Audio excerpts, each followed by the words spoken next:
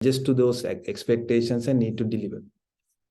And the other thing, I would say, building into the professional networks, like you need to network with each other.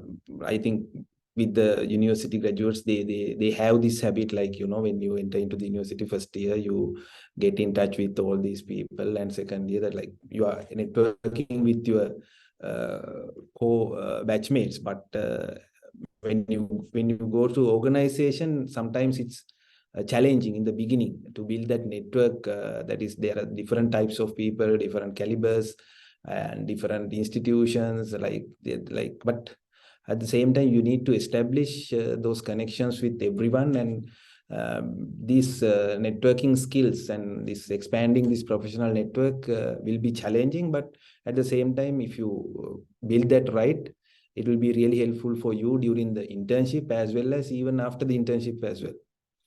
And again, then the handling the workload.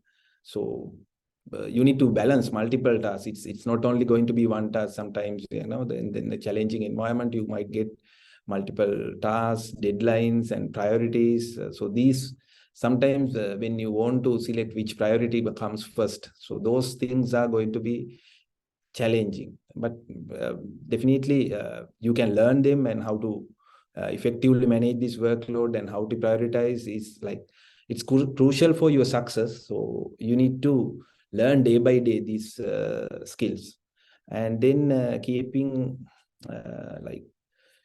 up with the technological advancement. This industry, like IT industry, computing, this industry is like constantly evolving, and with new technologies coming in, frameworks coming in, the programming languages, like when we were getting out of the universities, it was like Java was the most famous language, but now the trend is changing. The JavaScript various frameworks coming in. So, but that will come, it will come in the future as well. So you need to regularly adapt to those technological changes. So this will be a challenge, maybe as you come in, but you need to make sure that you adapt, and you need to be competitive. And on the other hand, like, if you, like, when you finish the internship or getting close, you need to deal with the rejection and job market competition and all these things. You might be rejected, but you should not be get devastated by like one rejection. Maybe like you can learn the lessons, and you can take it as a lesson, and you can get ready for your next thing. So that's the another thing.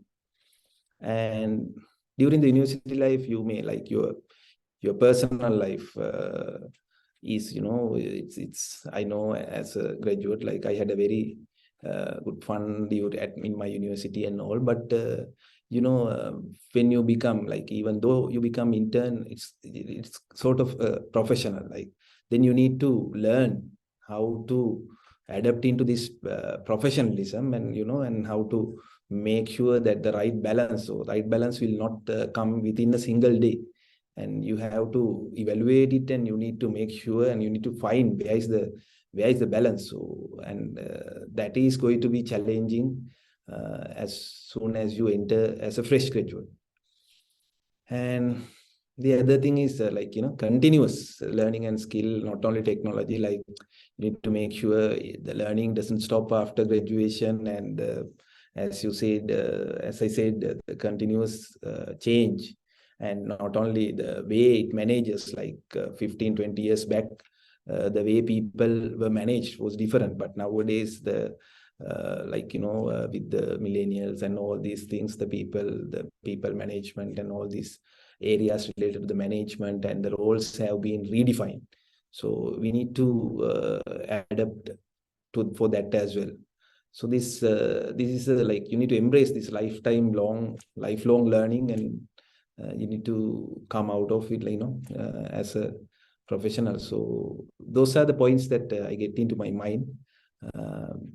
I think there are many, but I would say I discussed around 8, 9, or 10 points. Yeah. Yeah. Yes, thank you, Shamar. Actually, what's important is like if you grab your internship opportunity or the job opportunity properly, I think you can learn how to overcome all these challenges, right? Yes. So, yeah. And thank you very much for that wonderful explanation. And I have kind of a similar question for you. So, uh, so this is like, in your experience, actually, what are the key skills or knowledge gaps that the fresh graduates often have when they like enter the industry?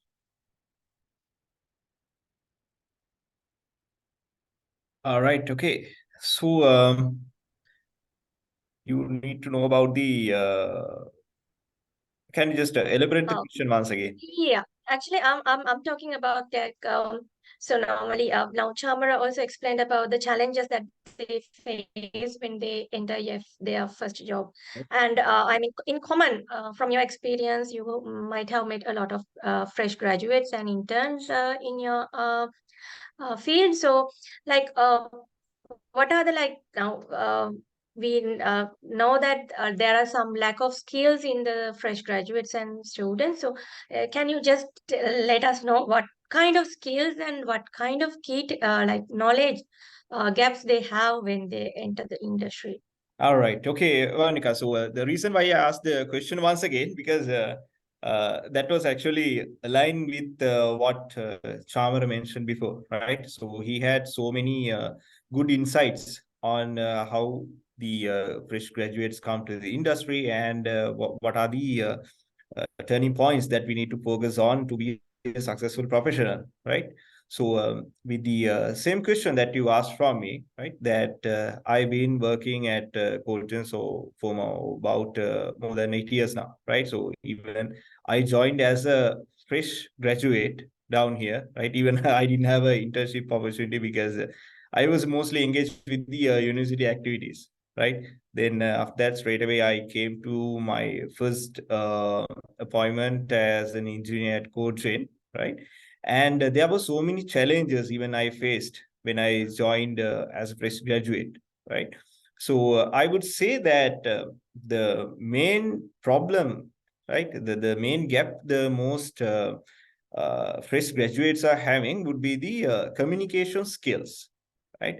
The communication is very important and it plays a huge role as an employee when you join for a company, right? At especially at Cochin, we are working with the multinational clients, right? And so for that, even for the other company as well, if you do not have the proper communication skills, that means what I mean was not just the talking, right?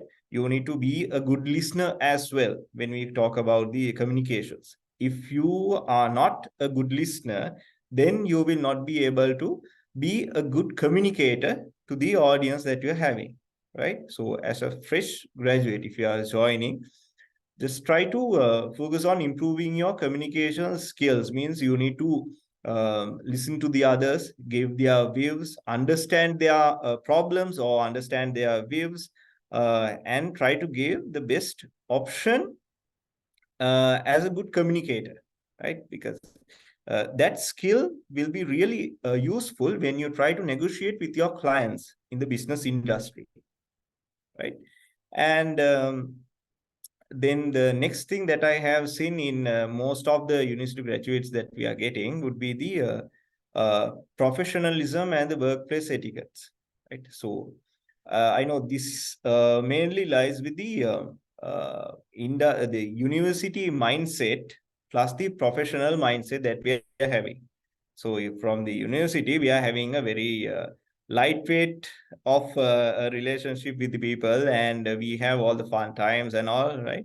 But when you come to the industry, you need to be a professional person. You need to know what are the uh, business and the workplace etiquette that you need to focus on when you are working on, right? I have seen so that actually happens, as I mentioned earlier, because of the mindset that we are having with the universities. But try, if you get an opportunity as an intern or a fresh graduate, right, always try to build your personal conduct, especially with your teamwork, time management, right? And especially the appropriate workplace behavior, right? So these are the things that we cannot tell you verbally, but you have to come to the company and you have to adhere to those practices, right? And would be the next one would be the technical skills, as Sharman also mentioned in his session, right? So for the technical skills, most of the graduates, they are missing this because at the universities, you get the exposure of the theoretical knowledge most of the times. Only few set of graduates who will have the ability of running the extra mile, right? To what I meant was doing something extra than you are about to do, right? But uh, just focus on this technical skill, right? That depends on your whatever the field that you are studying, maybe the IT, engineering, or even in the medicine, right?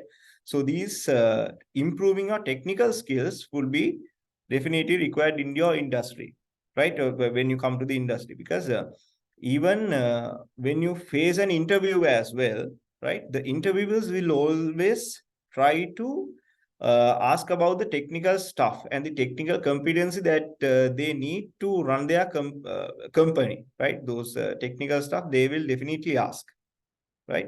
But if you have followed only the course curriculum, right, you will not be able to be the best match for the interviewer to get selected to the job, right? So always focus whatever the theory that you learn from the university, try to run the extra mile and get this technical skill expert as well. Always you can, now you have all the platforms to try these technical skills, right? If I talk about the cloud platforms, right, even AWS, GCP, or Microsoft Azure, there are so many. They even allow you to create in your accounts and let you to try whatever thing you need. And there are so many areas that we can learn these modules, even for the YouTube, for side, then LinkedIn Learning, right? There are so many sites, even you can try to gain the knowledge, right? So remember to fill the gap between the university and the industry world, try to improve your technical skills as well, right? And another part that I have seen in the people who are coming would be the understanding the business domain, right? So that is really crucial. So if you are about to join to a particular company, it is better that you do some research about the company, right? So if you like to do a software development in a particular company, just try and see, go and see, do some researchers, talk to your seniors and see if that company helps you to build your career from the software development perspective, right? So if you need to become a software developer and if you just join a marketing company, that will not help you to build your personal career growth, right? So always do the proper business research, business domain, understand the business industry properly, and focus on what is the company that you are going to join, right? And get the actual business understanding. And that will help you when you do any kind of implementation, even within the company, right? That will give you the business confident for you to perform as a good engineer or whatever the position that you are going to take on, right? And the final, actually, I think at the moment, the most of the things are coming to my mind, but I need to stay focused on and give you the points on what are the things that you need to focus on, right? And make sure that you improve your skills on problem solving and critical thinking pattern, right? Because when you come to a particular company, I have seen so many people, when we allocate a task and we give a task, they tend to stick on the same task for so many hours without even knowing what to do and from where to start, right? Because this has happened because of the mindset that was set from the universities, especially with the theoretical knowledge and lack of practical problem solving and the thinking skills, right? So you need to improve your analytical skills, right, to become a good person with problem solving and the critical thinking phase, right? So just focus on that as well. And I'm pretty sure if you can focus on the areas that I mentioned, that soon enough you will be able to join a good company and focus on stepping on the ladder in a very short time period. I think that answers your question. Yeah, it was really a very descriptive and informative answer. Actually, thank you very much for like pointing out very important and not very commonly spoken facts like understanding the business mindset of the company. Such things are not very like often discussed among the students or known by the students. So that is very important. And uh, my next question would be to Helene. So this is kind of uh, so now we have discussed about that the interns and fresh graduates having lack of some knowledge and some experience and some um, skills. So Jude also explained about some ways to gain some of the skills for a graduate or undergraduate while they are in the university also. So this would be a similar question. So, can you like let us know some strategies that fresh graduates can employ to gain kind of relevant work experience or skills that they need for the industry? Especially because most of the entry level jobs require some kind of experience, but sometimes they might be their first job they are applying. So, if students is getting ready for their first internship or the first job opportunity, so how can they gain some kind of experience from the industry? Yeah, thank you. Thanks for giving this opportunity. Good evening, everyone. If we think about how to gain prior experience before the first job, I mean, after graduation, I think internship is created in the university curriculum to serve that purpose. So students engage in the internship while they are undergraduates, and I encourage students to grab that opportunity. Internship is a very important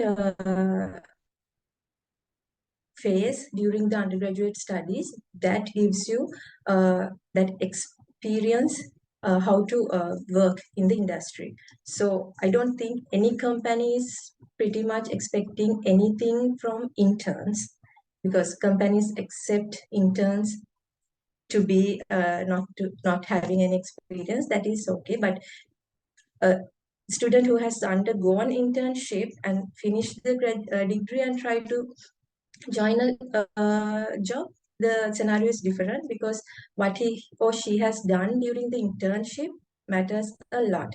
In other words, I would say a well spent internship lays a good foundation for the career.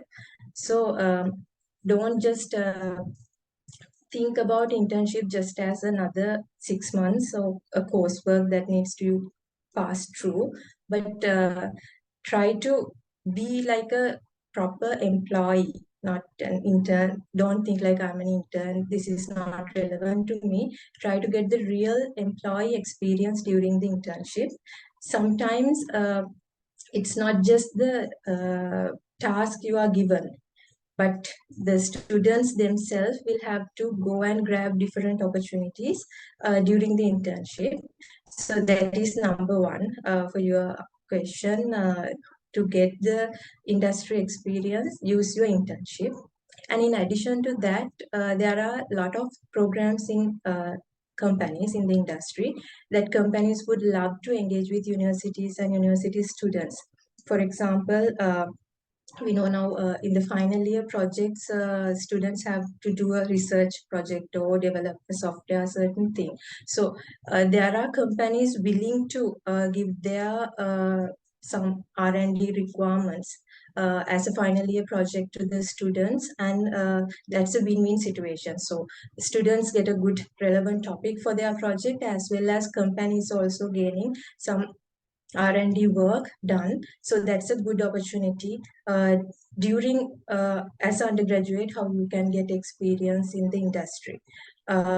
So keep in touch with the industry and try to find out such opportunities to engage with the industry. And also another way is events like this. Now, IEEE is organizing such events to meet industry people like us and the students.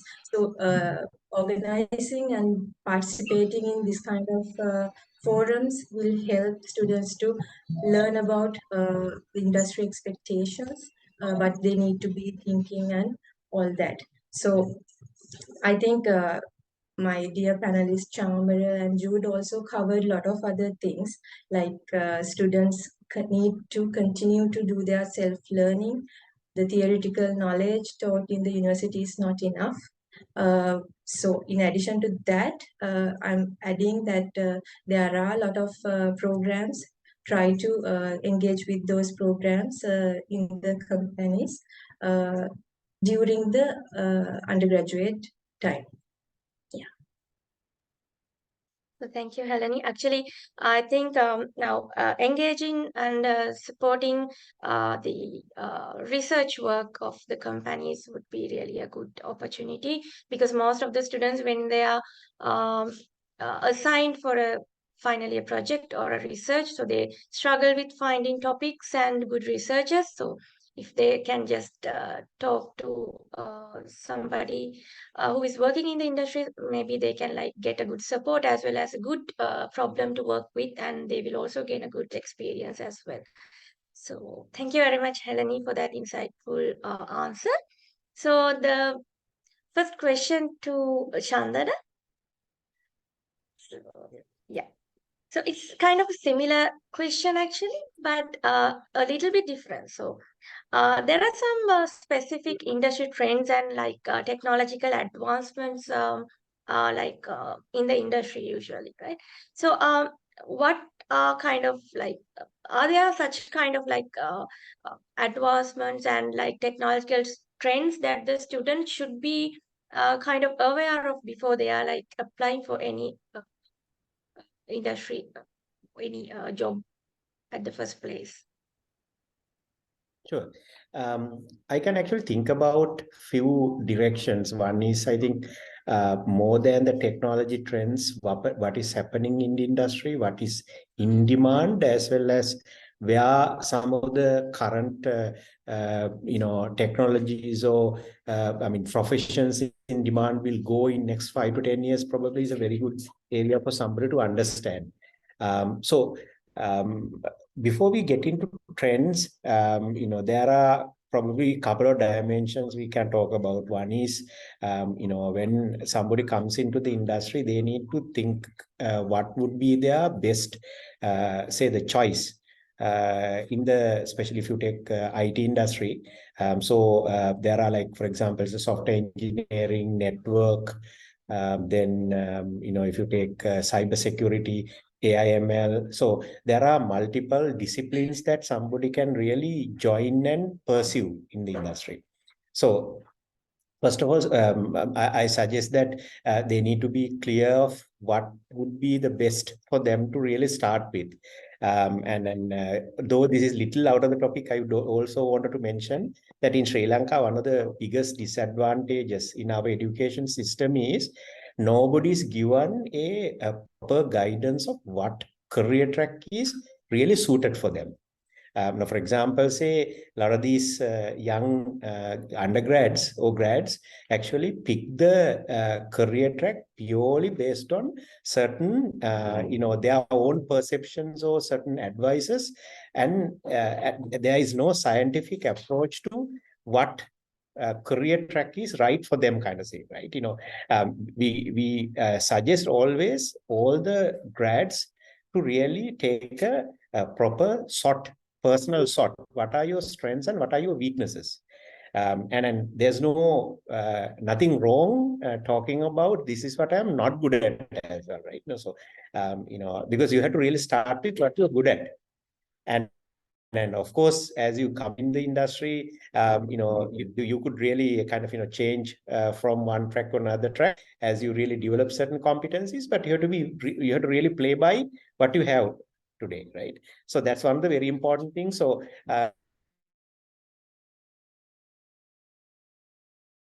recently I conducted, if you're a more introvert, where you focus more on individual work, what type of career tracks are pretty suitable for your career, versus if you're a more extrovert, where you are more teamwork, leader management, what type of career track would be good for you to start with. So this is not the right time to really kind of have like a detailed guidance session, but I suggest before we really kind of get into what is the trend. And because the trend will only be helpful if you know what is right for you, right? So I suggest that that's the first parameter somebody should take. Now, for example, say somebody is going and starting a career track as a developer, should know what is actually the important personality type, strengths needed to really be a successful developer, right? And I've seen very often start as a developer, move to QA, move to other tracks, because they have not given enough serious thoughts about what it takes for you to become a good developer, ultimately become a good architect, etc. Right? So it happens vice versa as well. I'm not saying it's only for developers. Happen to any track. Then come, now the biggest thing is, what we knew as what is actually trending is not what is now trending right now. So, for example, say 90% of the especially the IT and ITS related grads actually earlier wanted to become developers right now, for example, right? Now, actually, some of the other alternative tracks has really come forward. For example, say, data analytics, data science, the AI/ML has really come forward. So, and then I believe more we now adopt some of the BPM tools, some of the like the more framework or the ready-made programming tools or programming techniques. Then it's more about really kind of now how do you really work with the data, work with some of the useful analytics for companies or society to take their decisions. The second one is that if you take even the technology perspective, we used to be basically focusing on some of the Java, .NET, or some of the tools and the technologies that actually help in developing software from the scratch. Now, actually, if you really look at, around the world, not only in Sri Lanka, across the world, the recession is there. Actually, everybody is looking at very, fast time to market. So now everybody is focusing on more, how can I really kind of, take a product to the market? Earlier, you did 6 months or 9 months, now 3 months or even 1 month, right? So how do you then, what tools and what practices are there to really kind of, take a product to the market at a very short period, etc., etc. So, that's a place where like some of these, the BPM tools like the Pega, Appium, even some of the frameworks like Salesforce, even some of the Power Platform stuff are coming into the play. Obviously enterprise technologies can't be replaced by these very quickly, but at the same time, for some of the early versions of software, it's very, quick thing to really use some of these technologies and take a product to the market. And the other important thing is, while you are working on it, there are a lot of, focus on some of the enterprise, platforms like SAP, Microsoft Dynamics, these are also, once again, really trending, I mean, rather developing something from the scratch, you bringing in a industry best practice software really and roll out and adopt in the, enterprises is a common practice compared to, maybe about 5 or 10 years back, people spent 1 year, large team developing a customized solution for them. Then moving out of the some of the other areas that are really trending, the cybersecurity and related security practices, right? So those are some of the newer things our graduates can really kind of think about. And last, post COVID, working beyond boundaries has really kind of has been very common now.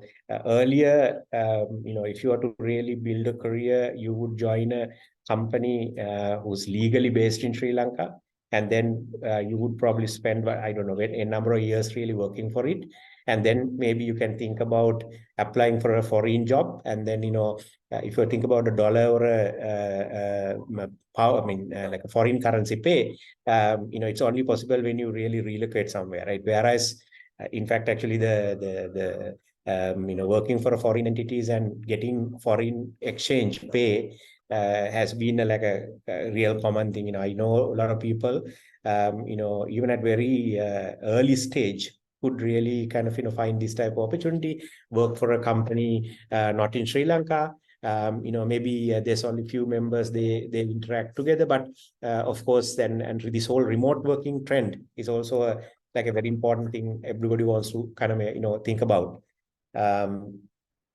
I saw between Chamara, Jude, and Helene, they were talking about some of the skills that are needed. So I think I will recognize those are very important points. So I think maybe Chamara spoke about soft skills and stuff needed to really be very effective professionals. So especially working from home or working remote requires a lot of personal skills, organizing skills, because there's no supervisor, there's nobody to spoon feed.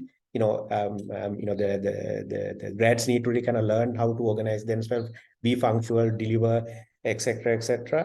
And also, I think it might be Jude who spoke about the business skills and domain skills. That's another very important thing, because a lot of our tech grads says things, the knowing the technology is enough to for them to be successful. So more and more, one of the most important trend I would highlight is that technology is important, but at the same time, how do you use technology to deliver something meaningful for a particular business domain is equally important, or maybe more important at this point. So somebody who understands insurance domain, banking domain, industry, or the manufacturing domain. So this domain knowledge is also equally important. So when grads really trying to kind of acquire skill, and especially in the internship, what I suggest is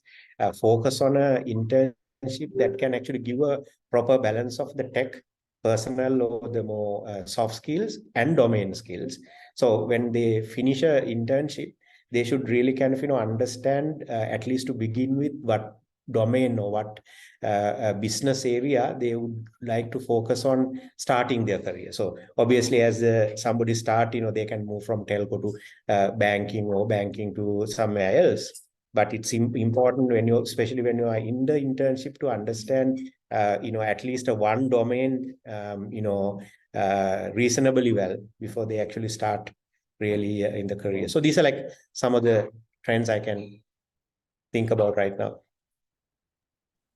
Thank you, Chandana. And one important thing that I would like to highlight from your answer is that I think you all would agree. It is finding a job is not as equal as building a career. So those are two different things, I think. That's what we are trying to uh, discuss here. And I think, dear undergraduates and graduates, so you may have to take some notes, because this discussion is going really well, and you will have a lot to get from here.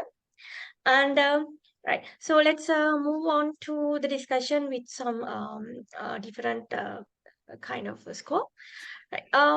Now I have seen, I think you all may have seen, like when students are like applying for their first job, and like at the very uh, when they're applying for their very first job, or in that time that they have graduated, so mostly they have discussions about like this job is good, this kind of a field is not good, kind of discussion they have some beliefs and some myths about different fields, such things. So this question round would be on that kind of area.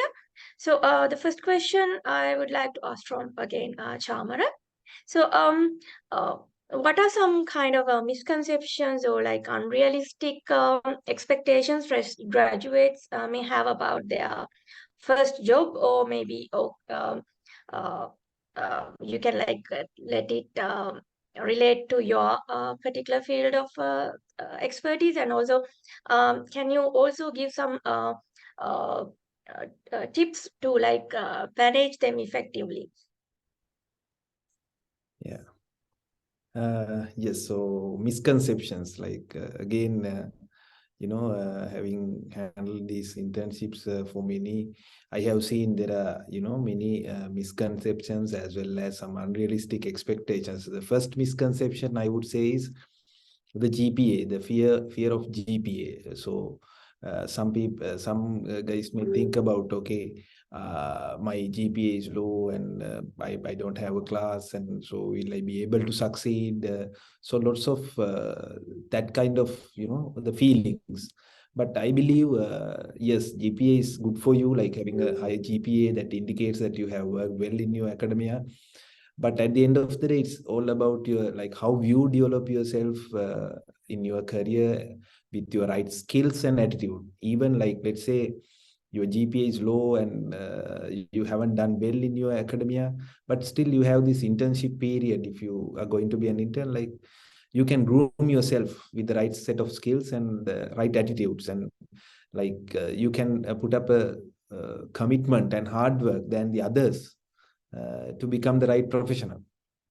So that's that also you can like, if that, so at the end of the day, we value the right skills and the right attitudes, as Chandana told, like, it's all about how you think and to come in a way that it will give you the right career path.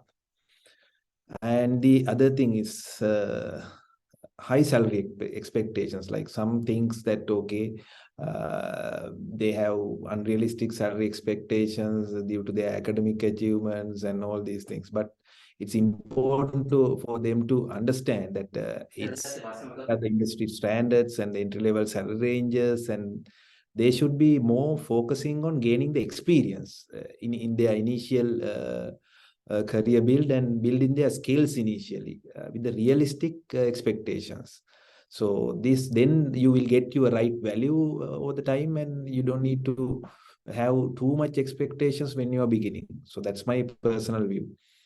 And then the other thing is the immediate career advancement. Again, like they sometimes some expect, okay, to become a software engineer. So that is, I'm talking in my context, like promotion shortly after joining their first job. So but again, it is essential for them to understand that it takes time to build a kind of a solid foundation for their skills, experience, and they have to prove their performance. So it's always better to set the realistic goals and focus into continuous learning and improvement. For them, it can help these expectations effectively. And then the limited workload and responsibilities. So they might be thinking that your expectations might be less, and the workload might be limited, and all these responsibilities will be less. But the reality is, like, when you involve in like this industry, like the learning curves are very steep, and you might have to handle diverse tasks and responsibilities. So you need to embrace these opportunities for your growth, and you need to demonstrate your willingness to take on these new challenges And then it can help this misconception, like, like should not expect like too much workload, should not expect limited workload, but you should always expect to embrace the opportunity. And then some may think, okay, immediate job satisfaction, fresh graduates again or interns may like expect like as soon as they go, okay, the job satisfaction will be there, but it's not like that. So the professional satisfaction again takes time to develop. So as they gain experience and find their right niche, as Chandana told, that they have to find their niche, okay, what I am capable of within the organization. So you need to find that niche with you. And then you can overcome this, like being open-minded, you have to be proactive and seeking opportunities to contribute and learn. So this can help again to manage that expectation as well. And then again, I spoke about the work-life balance as well. So again, like, there's a misconception. Okay, some people think the work-life balance is it has to be, it must be there. But again, it's important to identify it, finding the right balance. Okay, like because you need to have you need to be realistic. So that's what I see. Like sometimes, okay, in every day you don't get that balance with you because you are learning. Okay, so during that learning period, sometimes you need to compromise some things, but you should positively see on it, and you should not. I'm not saying that you have to always take care of your personal well-being, and but sometimes, okay, there are some things that you might need to compromise. And then the other thing is independence and autonomy. Like, they thinks that, okay, immediately expect the complete independence, autonomy in their first job. But again, they need to understand they are going to be a part of a team that need to collaborate, seek guidance from others, and then learn from more experienced colleagues. So you need to combine all these things rather than seeking for independence. You need to be able to adapt to this team. And so it's like, to avoid this misconception, you can always embrace your learning mindset, asking the help whenever you need. Like you can ask the help from anyone of your team, because always this, like, everyone had gone through this part of their life. So you can get the help from the others. And you need to build a strong relationships, like not only during in your workplace, like you can whenever you are going out of the office, you can have that relationship building with the others. So then that will be like, manage that expectation. The other thing is like they're trying to they want instant mastery of skills, like again, like quick mastering, like what they are going to use. But again, we need the skill development is an ongoing thing. Like within first 2 months, you are not going to learn everything. So everyone will help you, and so it's again a gradual. So there are some exceptional cases, like people who are having exceptional intelligence and capacities. Everyone's capacities are different, but again, it's over to you that you need to have that patience, and you need to have that persistence, commitment, resilience to continuous learning on this journey. And then some things, okay, then job stability. Okay, people think that their first job will provide a long-term stability, but it can be dynamic. That economic factors may affect your employment. We know that many companies, within the COVID period, they got affected, the layoffs being happen. So we need to get out of that mindset and the stability, and also we need to make sure that you are in the like with the right skill, with the right attitudes and all these things. Whenever if something happens to you, like you need to be confident enough to go and find another job over. So not all the companies will survive in some conditions. So that's what I have seen. So being adaptable and developing a diverse skill set, not only one skill set. I think every other talked about, even Jude spoke about what are the diverse set of skills you need. So with the time, you need to build yourself with this diverse skill set. And you can continue to build your professional network, and you start from the internship. Like you don't need to wait until you need to speak with others, and so then everyone will help you. So those are the main misconceptions that comes into my mind. And yes, then there are some other things with the English would be a problem, and it's again like it comes down to other things I told you, like everyone will not talk English like their mother tongue, but with the time you need to come forward, and you need to do the presentations, you need to go for the meetings, you need to talk, and all these when all these things are happening, that fear will go out. So those are my points coming into my mind right now. Yeah, I think others. Yeah. Thank you, Chamra. And since you brought up the concept the work-life balance. So one thing is that what I have experienced is some of the graduates, undergraduates. So while they're in their internship, so they seem a lot of stressed, and I don't know. So they kind of make it affect their academic work, like kind of thing. So I think it should be the similar thing with the fresh graduates who have just entered the industry as well. So this is the next question I was gonna ask was related to that actually. So I would ask it in a different way. So this is towards Helene. So it is like how a fresh graduate can actually tackle this work-life balance, how they can maintain this kind of a work-life balance, or what should they do about it, and also uh, uh, the pressure and the stress that they feel at the very first job, how can they cope with that? So are there any thing that you can share about it? Yes, sure thing. So I think there are a couple of reasons. There's a lot, but mainly few reasons why fresh graduates or interns become so stressed. Again, those are because of various misconceptions and myths. Number one being they think after the university, completing the degree, the learning is over. They just have to work. But that's not going to happen because especially in the IT industry, not even fresh graduates, even the most senior people have to continue to keep learning because, like we have touched upon, the technology is evolving, new frameworks are coming out. So unless you continue to learn and be updated on new technologies, you won't know what is the smartest way of doing work. That is one reason the fresh graduates become stressful because they don't continue to learn and try out new technologies.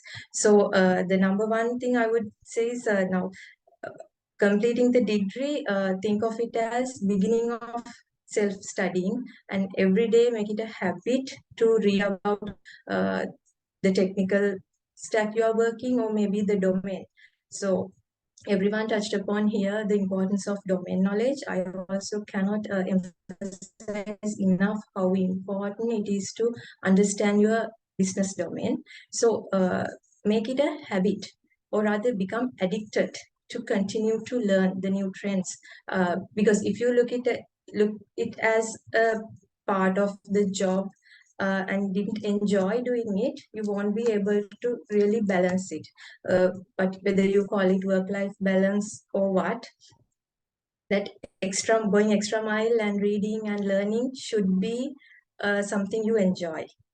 And then even when students or fresh graduates are trying really hard, putting some effort to learn things, still they can get pretty stressed and depressed when they are not able to do the work to the expected level.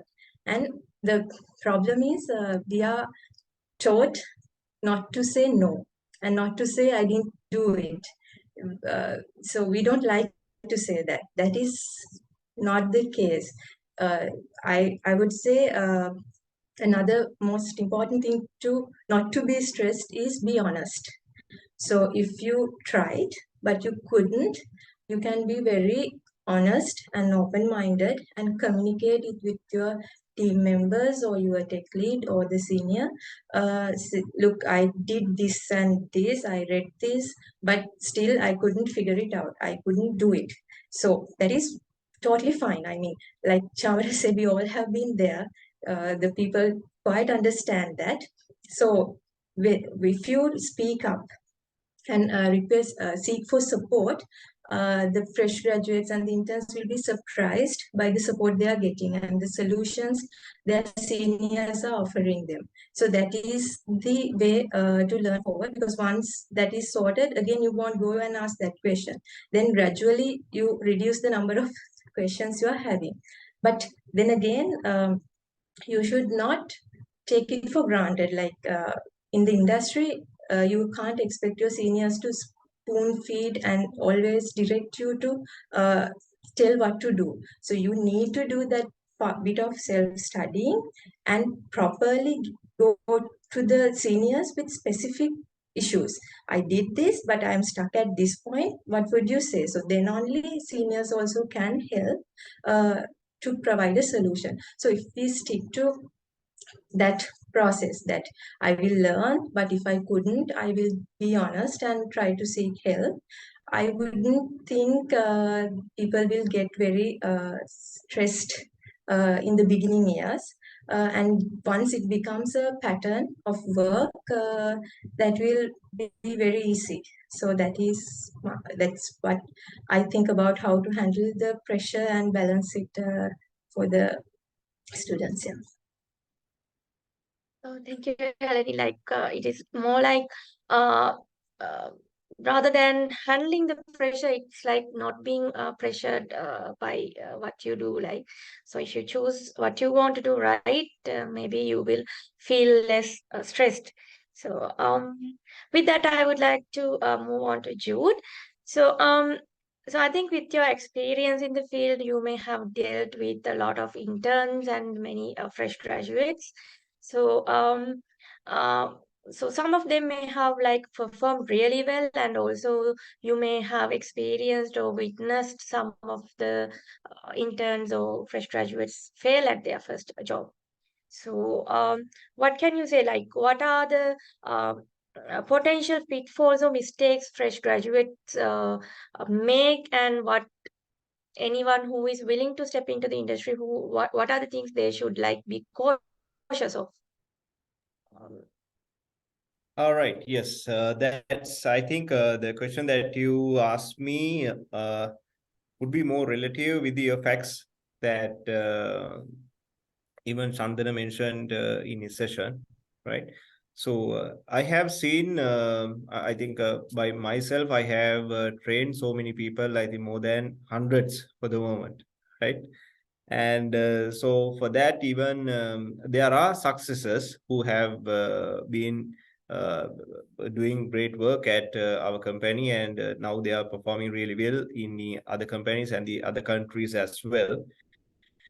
And there are a few similar cases where we couldn't cope up those employees at our company, right? Because there were some personal interests that those people had, right? And they couldn't catch up the technological advancement and the cultures that the industry is seeking from them, right? So there were cases like that. So in with this question that you mentioned, right, I will focus on some of the areas how these fresh graduates can just jump into the industry and they can have a good kickstart from not falling into these pitfalls.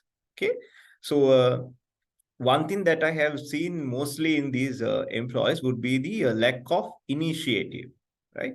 So now, when you join a company as a fresh graduate, right, you have a certain training period. So most probably in some companies, they do have 3 months of training, 6 months of training, likewise. Okay. So during this training period, even when you are an intern, you will not be assigned to perform the critical tasks. Okay. So after you get all the knowledge about a particular product or how the company tasks are going on, then only when the seniors are confident about yourself, they will give you the permanent card or the critical task that you can perform in a business or a production environment. Okay, but through that, if you focus on doing what your lead says, doing what your seniors will only says, right? So that you will just become a normal person. You will just save the day and get rid of the office and go home, right? But if you focus on taking the initiatives with helping out the seniors with whatever the pitfalls or whatever the process, if you see any drawbacks in the current running processes, right? So you can always discuss with your seniors and show them, if we do something like this, the way that I'm suggesting is better than what you have implemented here, right? A suggestion like that, taking an initiative and try to convince the leaders about the area that you have seen, I think that will give you a good brand and that will help you to build your profile within the company as a as an entity who we would call as who has a confidence on what they're doing, right? The professional confidence, right? So always try to engage with your seniors proactively, seek feedback and act upon to improve your skills, right? And the other one would be the unrealistic expectations. I think this point was previously discussed, right? But I need to mention it here because I can see most of the employees who join the company, they tend to demand a certain amount of salary level with the very beginning, right? If you are not an intern, of course, you get a fixed amount to grow your career. But those who already have the internship and who is going to join there to the permanent cadre, they will join, they will demand a certain value of salary for their skills and they will join the company. But after a certain amount of time, like 6 months after they confirmed or after 1 year, they try to, with the less amount of experience you have, you try to demand for a higher amount of salary. You think that with this limited amount of skill, you deserve a high amount of salary. So these industry doesn't work like that, right?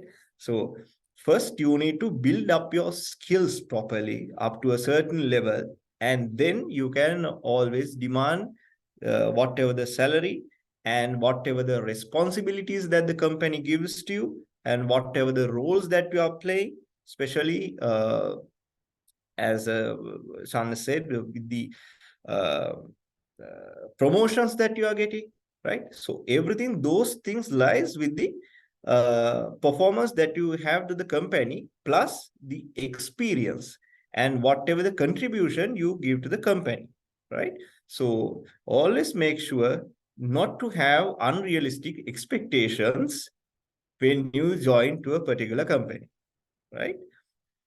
And next one would be something that comes to my mind would be the neglect in the professional development, right? So, this IT industry is something that evolves and change time to time, right? And this continuous learning and professional development are crucial for a career growth of a person. Okay, fresh graduates should invest in enhancing their skills and knowledge through the workshops, online courses, certifications, and industry relevant activities. Right? Always try to stay updated with the industry trends and technological advancement to remain competitive, right? So at the point when you doesn't want to grow yourself, right, you will just become a noble person who will be just staying inside the company and who will not get promoted or who will not get a good salary increment. Okay. And next thing that I have seen in most people would be the poor time management, right? So I have seen in most of the CVs as well, when I'm doing the interviews, people always come and say that they are eligible of doing multitasking, right? So that is a simple thing. They are eligible of doing multitasking. But when we really give them the work to do, they are not even trying to do the single work properly, right? Even then, how to talk about the multitasking, okay?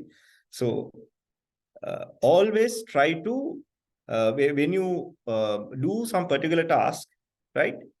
This effective time management is essential to meet deadlines and deliver a quality work at the end, right? So without doing the multitasking, those fresh graduates, I would say, you should get, even if you get multiple tasks, right? Do not go into multitasking straight away. Just go to fresh, as a fresh graduate, go to try to work with prioritizing the tasks, right? Set achievable goals, right? So if you are a manager or a lead, he will ask you to complete a particular task within 2 days, right?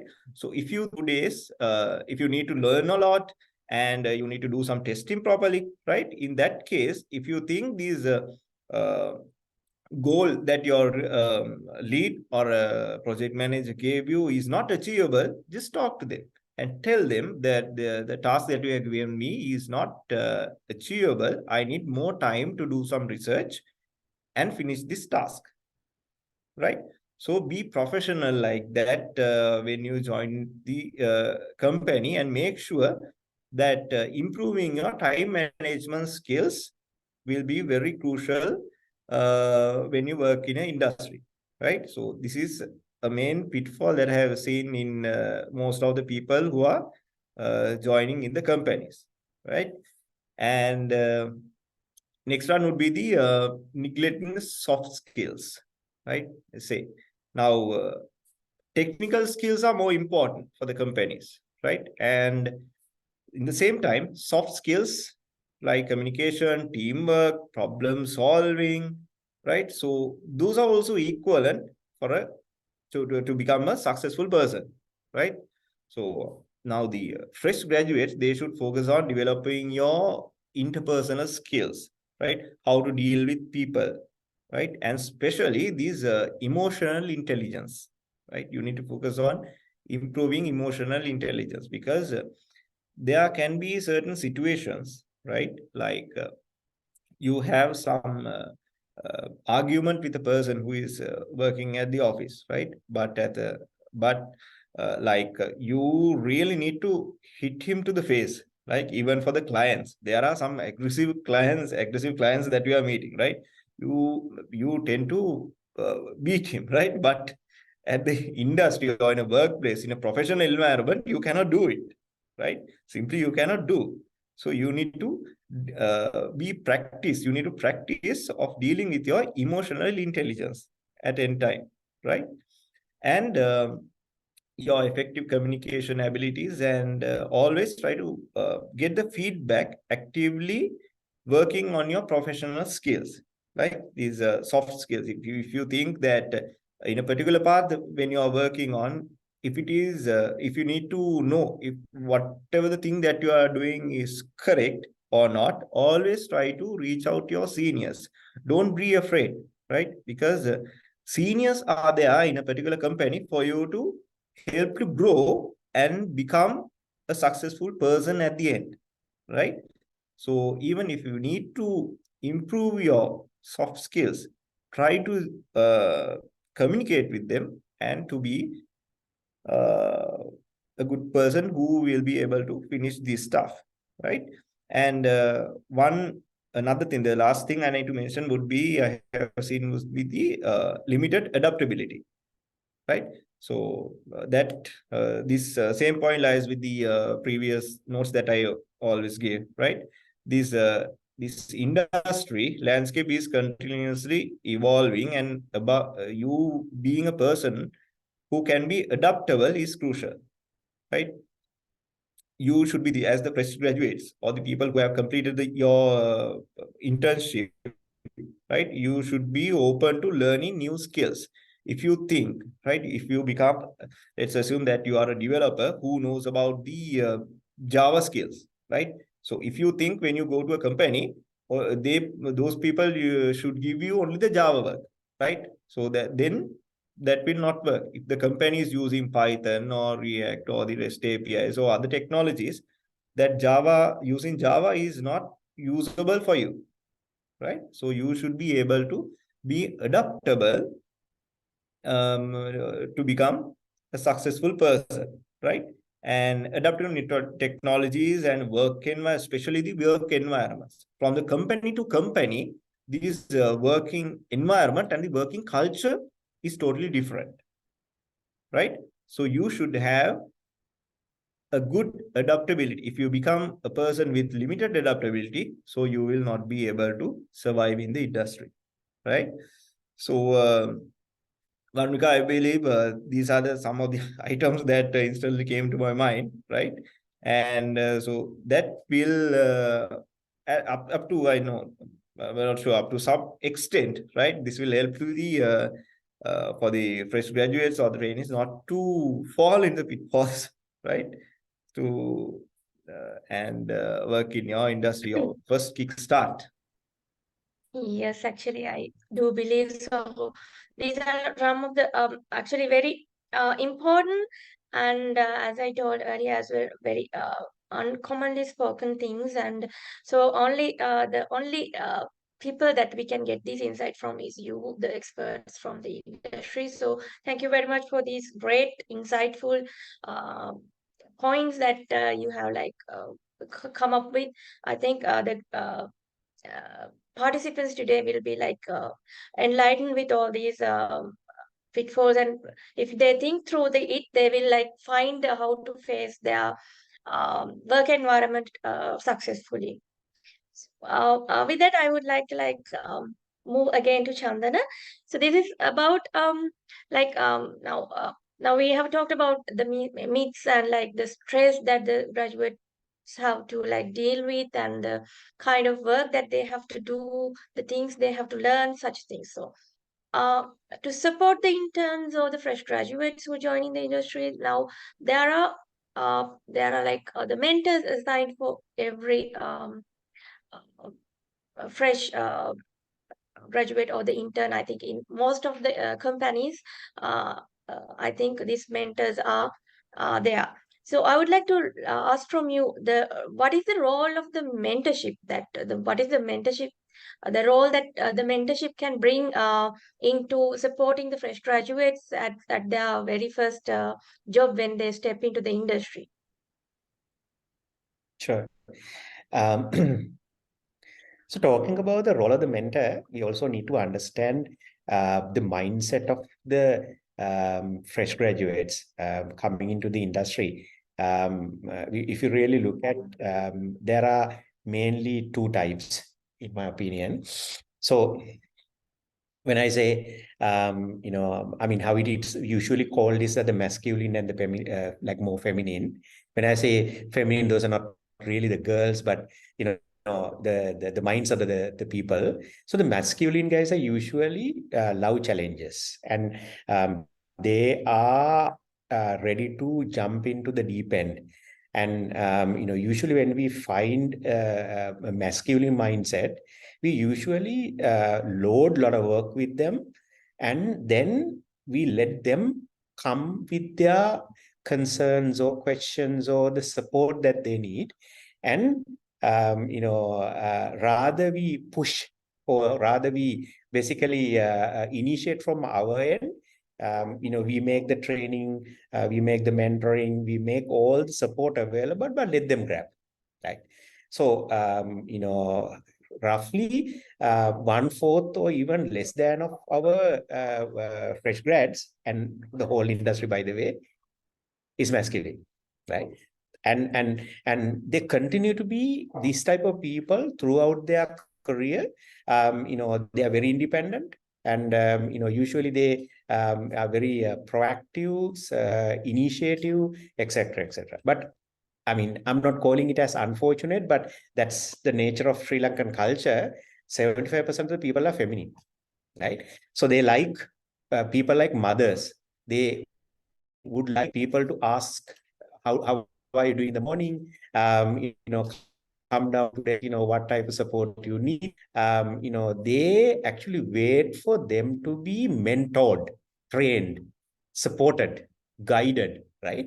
And then we're very happy to do it because, if it is a country and if it's a culture we're living in, there's no issue about it, right? No, and we have created frameworks and we have created availability of all these support facilities to support them as well, right?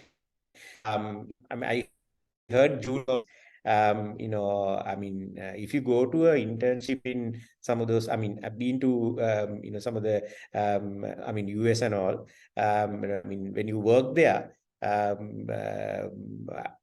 you're basically given the task, you're measured on the case, and you're the one who should really kind of decide how are you going to really plan your goals, plan your deliveries, etc., etc. There's enough what you call the support around it, right? No, but if coming back to really kind of we are even if you really look at the regular jobs, we usually structure. For example, if you took Accenture as an example, we basically do like a 3 months of very extensive training of technology, soft skills, and even some of the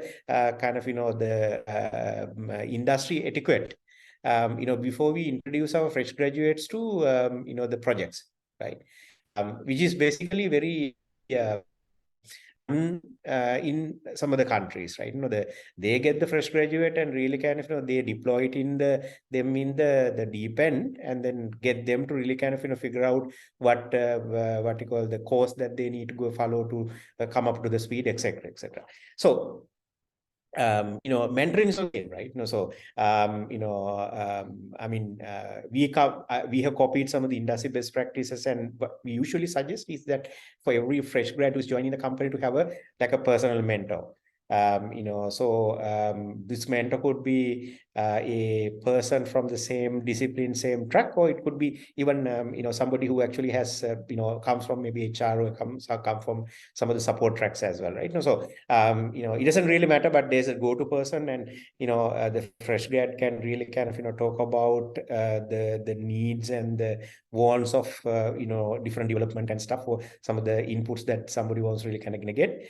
The mentor could guide really the fresh grad in terms of a couple of directions. Right? One is, somebody has taken a certain career track or a discipline, and then is the right discipline, right career track, etc., etc. Then the other one, if in the career track there are other competency needs, etc., etc., then we can really kind of guide through induction period, and also beyond the induction period. The third angle is, in terms of the different assignments that are getting, if they need further support in understanding, completing, etc., etc., can pull in, support from the other subject matter experts, whoever is required. And then lastly, they also will go through these time management, stress problems, etc., etc. So, they might help them well. But generally, in the industry, and once again, we are seeing this as a result of, once again, a fail in our education system, more focusing on the subject matter, but not developing the personality of the people, is actually really affecting not only this tech industry, all the industries, right? Start from home, they are fed, spoon fed, and, not being really given the responsibility of themselves, is actually is a situation. And once again, rather complaining about it, let's agree that this is really what our the new generation, and then how do we really kind of provide the support for them to kind of go through hump or academia to kind of industry, and how they really kind of successfully start with it. It's a launch pad, right? So if you consider each one of these fresh grads as a rocket, so how do you really kind of provide the launch pad for them to really get the best velocity as they take off their careers. So that's a whole concept, But I actually mentioned about in terms of the education system and some of the cultural issues is for us to really kind of understand. So this is what it is, and then your launch pad has such a generation today. Answered your question. Thank you very much, Chandana, for that informative answer. Actually, now, sometimes students or the graduates who join the industry might think that a mentor, when you're assigned a mentor, so they can provide the technical support that they need when they are stuck in a problem. So, is that true?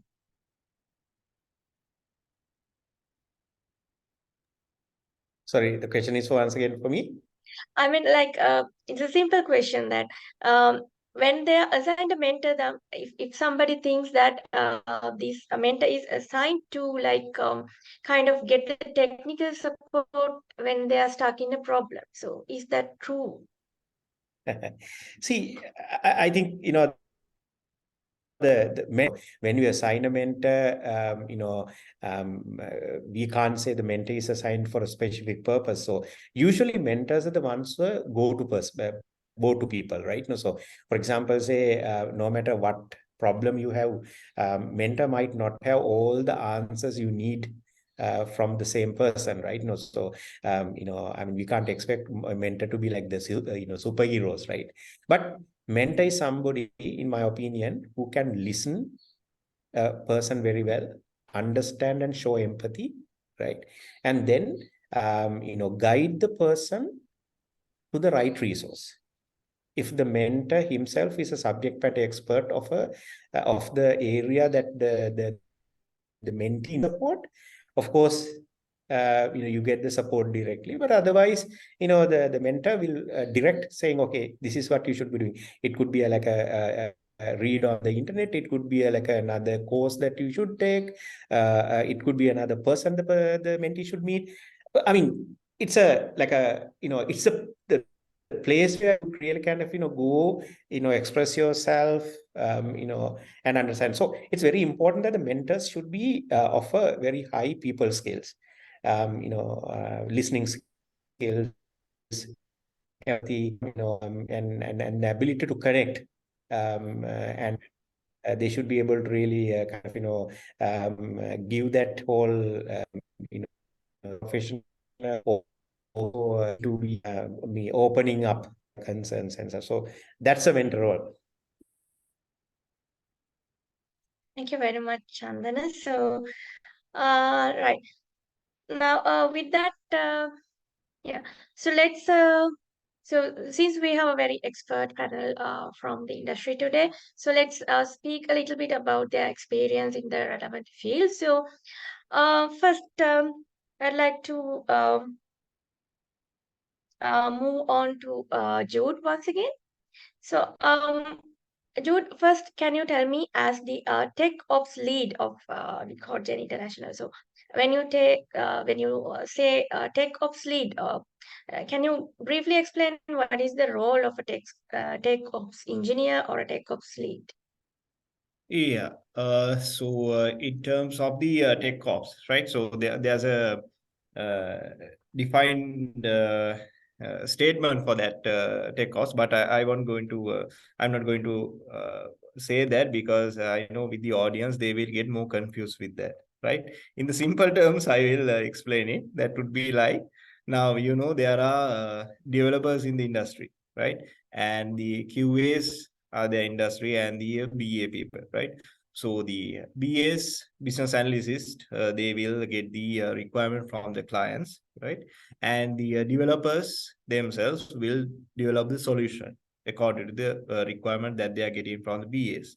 And finally, whatever the solution that was developed by the developers will be tested by the QAs, quality assurance engineers, right? So TechOps role comes to the part after the QA test is done.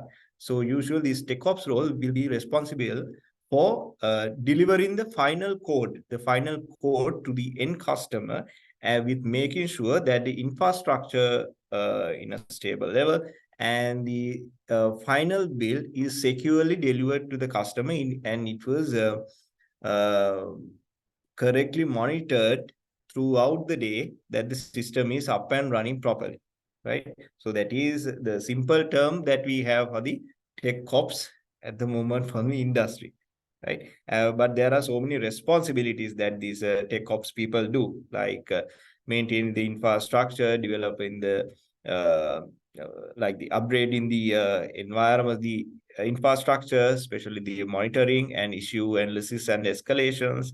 At the from the coaching perspective, right? The tech ops are the first level of people who are getting connected with the client, right? So whatever the issue that comes out with the product, the client will directly contact us. So the tech ops, they have like whatever the issue happens, the tech ops has to face it, right? So we are the communication bridge between the client and the our development teams and the other teams as well. So that is the simple term that we have at CodeGen. Yeah. Thank you very much. And like now we know that Cotin International has like done a lot of automation systems and has done a remarkable job in the this electronics and also the um, software industry. So can you give us an example for what you have done, kind of a complex task or process that you have successfully completed during the period of that you were with the company, and what are the challenges that you faced, and once you complete it, what was it like? So such kind of an experience, can you give us? Yeah, sure, definitely. So with my role, as I mentioned, when you asked me about the what is the tech ops role, right? So we are the people who has the responsibility of maintaining the particular environment or the virtual machines where people have to work on, right? So initially, we had these on-premise servers where we had to put everything inside the server rooms at the company, and all the developers and the QA teams did their testing at that point, right? But with the industry involvement and the technology grows on, we had to the clients, and we decided to move on to the cloud technologies, right? And my expert level is with the AWS technologies that we are using. And so initially, when we merged in the on-prem to the AWS resources, the main challenge that we had was how to do the migration, right? So we initially had, even if you directly created the instances in the cloud platform, right? And start doing the testing, there will be so many glitches between the development team and the QA team, because during our testing period as well, the both the environments should be up and running. Otherwise, if something suddenly breaks on with the cloud without the proper testing, the entire team, right, entire resources will stay idle, because we have, for a particular project, we have nearly 100 members working in a particular project, and everyone will be idle, and a lot of man hours will be wasted, right? And that will directly hit the business as well, right? So what we actually did was, initially we had the on-prem environments, and then we started doing the cloud environments, and we started building the EC2 instances, and migrated all our services there with the technologies using the Docker concept, with containerizing the services, and we merged into the AWS ECR and start working with the cloud platforms, right? And after certain amount of time, right, like 1.5 to 2 years time, we realized that we are getting a high amount of bill at the end of the day because of the AWS cloud resources, right? Now we have completely terminated the on-prem services and now we are in cloud, right? So then we have to work with the phase 2, which comes with the complete automation, right?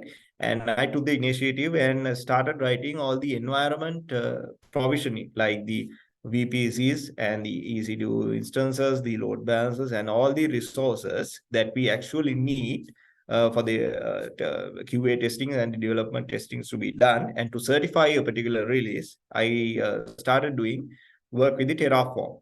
So Terraform is a language model where we can use to provide infrastructure as code. So I started writing everything from the very scratch.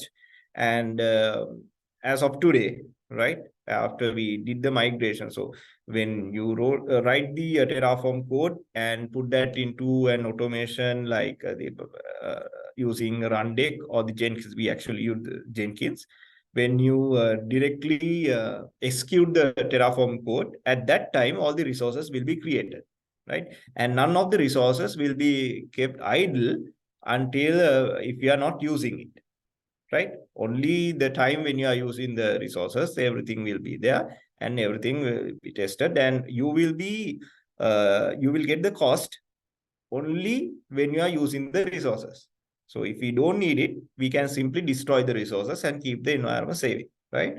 So with this automation, with Terraform, migrating to Terraform in the cloud platform infrastructure, we could save up to $5,000 after doing the automations without keeping these environments idle, right? So that was actually a huge achievement from the team internal itself, because most of the time companies, they do not spend too much for the local testing stuff, because as you try to minimize the cost with the local testing and provide the end user, the customer, but you need to have the specific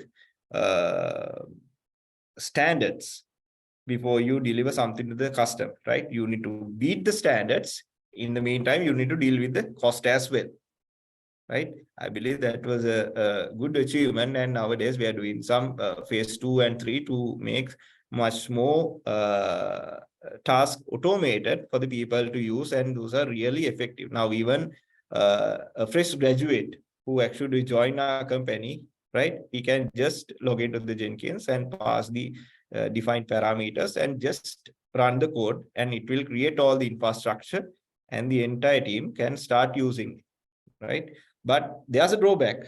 I know with when you do something automated, there's a drawback, because some people doesn't get the chance to know what is happening in the background, right? But during our training process, we have a particular task to do everything from the manual. And after they do the manual task and they get certified only, we are merging them to the automated environments. Or otherwise, there will be huge knowledge gap. If something breaks up, no one is there to fix it, right? So when you usually automate things, it will definitely help you to save time and reduce your cost so efficiently, right? And the next would be the consistency and reliability, because the manual introversions that you have with the system is minimum when you automate things, right? So because of that, that will be the end product that you are delivering will be a successful one, right? And the scalability and the flexibility. If people say that the environment or the resources that they are using is not enough for them to test, then we can simply change 1 or 2 parameters and scale up the environment, right? So that is really easy when you are doing without doing the manual work, right? And this migration that we actually did, this improved monitoring and troubleshooting as well. So we were able to capture all the logs through the CloudWatch, and we are sending those logs directly to a Splunk server, right? Where the Splunk is a place where we can store all the logs, right? Whatever the logs, and we can run the analytics if we need, and we can capture the exceptions, errors, and this implementation has saved so much of effort of our development and the QA teams, right? So I know most of you guys are much familiar with the CI/CD concept, which should be continuous integration and the continuous delivery, right? The development team, and we do actually have a DevOps team separately. They are working on the continuous integration part with the JIT plugins and all. And from my part, I did was a continuous delivery. Now the continuous delivery part is success. So within 30 minutes of time, you can spawn on an environment with 60 services running on, and that will be that's actually a lot of saving to the company and the people who are actually working. They actually like to work now more than before, right? Because most of the time there were human errors, right? We don't know where to change which person changed which part, we doesn't know. It is really hard to do the troubleshooting part. But now, since we have automated, everything is streamlined, and now QAs and the developers are really happy with us, right? And when you automate, it has enhanced the collaboration as well between the teams, right? So I believe whatever the implementation that we did saved so much time and efficiency. And the important thing is the collaboration between the teams. We do not have much of escalations or any kind of people's time waste or anything. It is not there. But I can say that even if the client asks for a sudden patch or a sudden functionality of a particular system, we can implement that through this CI/CD pipeline and test it so efficiently and push it to the client environment so they can test it then and there. So that is a huge achievement where we could build the trust and the accuracy between the client and code chain. Oh, it sounds really interesting, and I think the students or the undergrads and the fresh graduates who are willing to join this field has a lot to take from that experience. Thank you very much for sharing that. And I would like to turn into Chandana once again.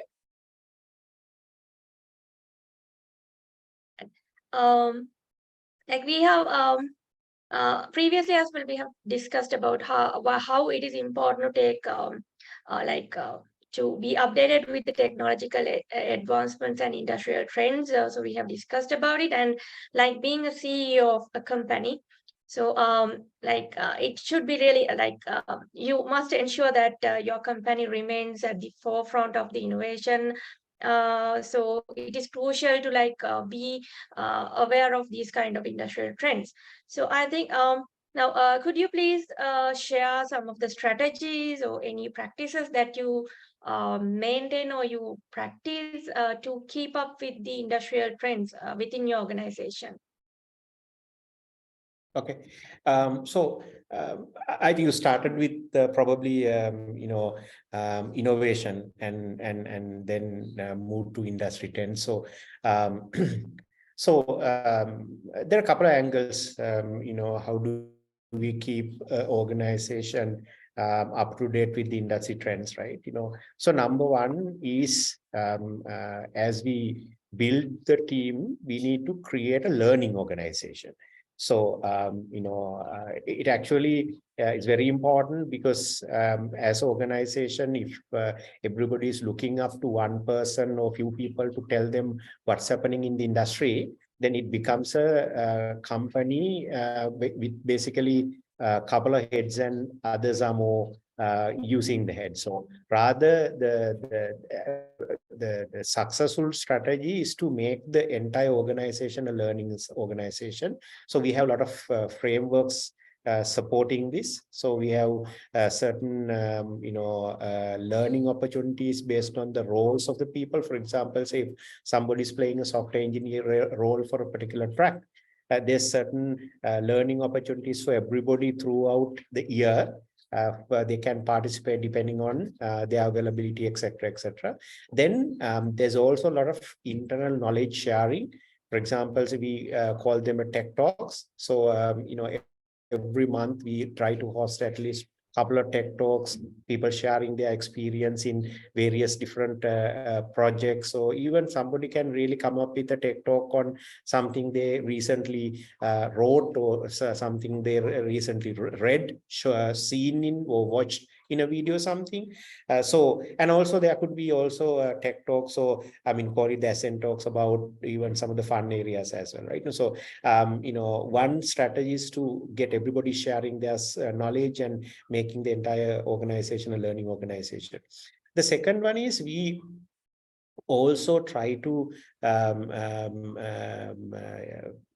encourage innovations at the grassroots level. For example, say now, we might be doing I'm taking one example. So we might be doing a project on, say, .NET and Azure. And one of the latest is to really use Azure components compared to really regular .NET coding on the for the backend.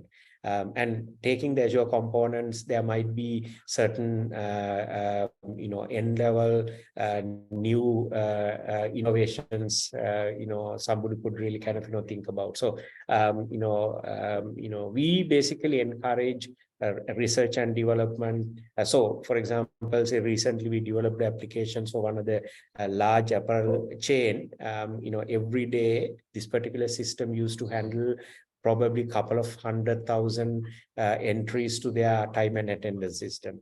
So this type of high speed or high performance system needs certain thinking process, and then there were a lot of research, development went in, etc., etc. Similarly, we recently supported another like an exchange that can handle transaction at the nanosecond speed.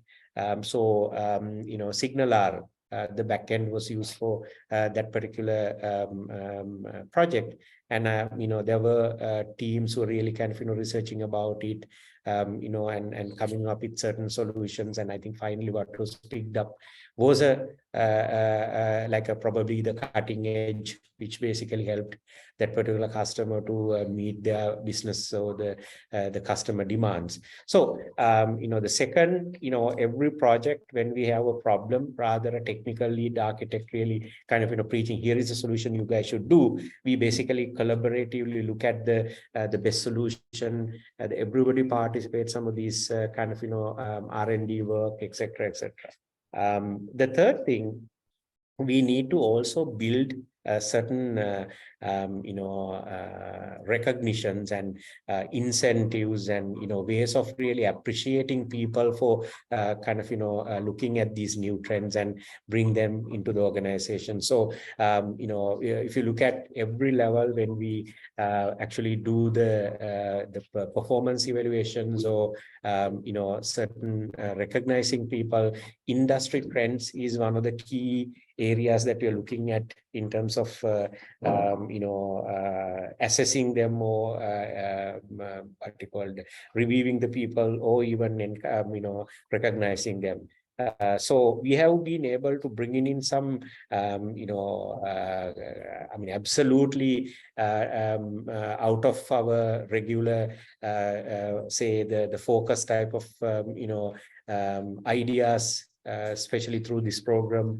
So where we basically get some of these new suggestions, new industry trends from even some very entry level fresh grads who are very enthusiastic to really kind of do their own research and come and say this is what we can do. I mean, recently we picked up one idea to maintain our internal processes, and how we really kind of deal with supporting some of the project needs. That the whole idea came up from one of the fresh grads who actually joined from Uvavellas, and I think the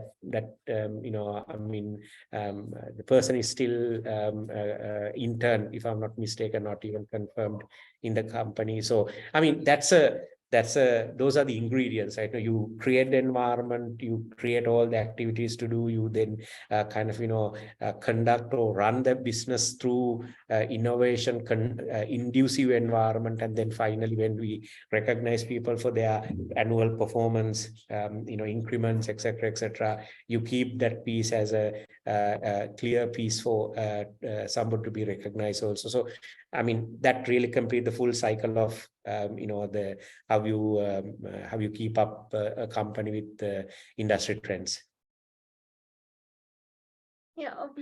So after all, I think the individual effort collectively keeps the company up to date and within the industry, within the take forward in industry. So that's the ultimate the summary of what you said, I think. That's right. So yeah. Thank you, Chandana. And moving on to Hilary once again. So right. So we have discussed about the importance of communication as a skill in this industry. So in the project management scope, so the communication and collaboration, how important, and how fresh graduates should develop their communication towards effectively interact with the team members, stakeholders, and clients. So can you share with an example, with a good example from your industry, what a fresh graduate should know about this communication? Yes, Varnika. So now I'm into project management at Simcentric, but I earlier started my career as a software engineer and up to senior tech lead level. So in both the engagements, communication has been equally important. If I talk specifically about project management as well as the business analyst role in the industry, in our company as well as in most of the companies, I would say more than 90% is communication, because BA or a PM will have to communicate with many different stakeholders, with the customers, with the development teams mainly. And I think we discussed in a couple of points, the emotional intelligence and empathy is again very important to do very effective communication. So you can be very good at your English or language, writing and speaking, but if you have empathy to understand the audience you are speaking to, and then tailor your speech or what you write accordingly, that become very effective. For example, now if you are talking to the customer end of the process, there's a certain way you should speak, and when you're talking to the development end of the process, it is different how you should speak. So even if a developer dealing with customer or the other stakeholders, communication followed with the empathy, what the other person is coming from, having that understanding is important. So if you asked me for an example, so I think I can tell one example, I think, which is relevant to today's topic also. Now, for about a newcomer. Now, it's a newcomer business analyst, but having some experience, not a fresh graduate. So that newcomer was assigned to prepare a particular document, requirements document, and it was quite critical and given for a short time period. But at the end of the time, the output was not quite good enough. So the customer got really frustrated, and there's been a lot of complaints. Now, as a manager, you would get also frustrated that this person hasn't done his job well. But if we look at that person's perspective, have empathy and put into his shoes, we realize maybe he was not given enough training. Maybe he struggled to understand the customer's accent. So then only you realize the real reasons why he has failed to do this. So having that empathy, I would say again and again, very important to really understand the reasons for certain things and do proper communication. So yeah, and then again, another example would be now when we say development team, we need to do certain thing, let's say within 1 month. Now the development team would think it's impossible and really get frustrated. But if we can explain and understand where is that request coming from, what the business requirement, maybe there's a cash flow or pricing related issues. So that when you really look at those things, you realize why that person is requesting that. Then you can communicate precisely, look, your requirement can be done like this or cannot be done at all. So again, I'm saying is effective communication driven by emotional intelligence is important as soft skills. We touch upon a lot of soft skills like being able to adapt, manage time. Upon all those things, I would like to highlight those soft skills. Yeah. Thank you very much, Helene. So that is a good experience. So from the employers end as well as the employees end, both ends should be communicating effectively to enhance a good process. Thank you very much. And moving on to Chamara once again. So now, in your experience as CEO and CTO of and also co-founder of a leading tech company. So now we have discussed about the specific skills and qualities that we need to retain and we need to like success in a job. So in your experience, can you share us how some of the important skills and qualities has been contributed to your own success as a leader? Okay, so there are many I think for so far there were three discussed the many areas. I think that those are relevant to this question as well. But since again I started as an intern, then software engineer, senior software engineer, the technical lead, senior technical lead, then went into the delivery. So and then started this journey around almost 5 years back. And I would say the skills are technical expertise that since I have worked as a developer, and I did this for 10 years, that for 10 years. And throughout the journey, I grabbed many technical skills into the development and then into the other areas like, the requirements gathering, the complete, the STLC. So I worked in many areas. That technical skills and knowledge is crucial to lead in this industry.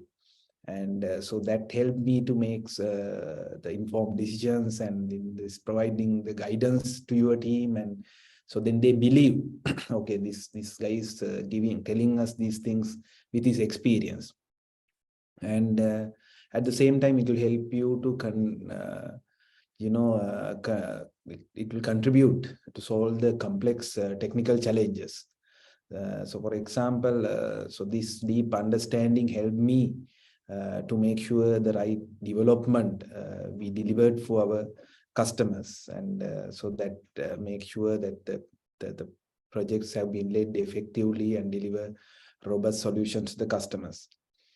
And then the other skill, the vision and strategic thinking, that is that you must have even when you are beginning from your internship then to the next job. And you need to have a vision, who is going to be you in next 5 years, and who is going to be another 5 years. Like when you are spending the time in the industry, and when you are learning the continuous learning with your continuously, you have to have a kind of a vision and a strategic thinking where you want to be.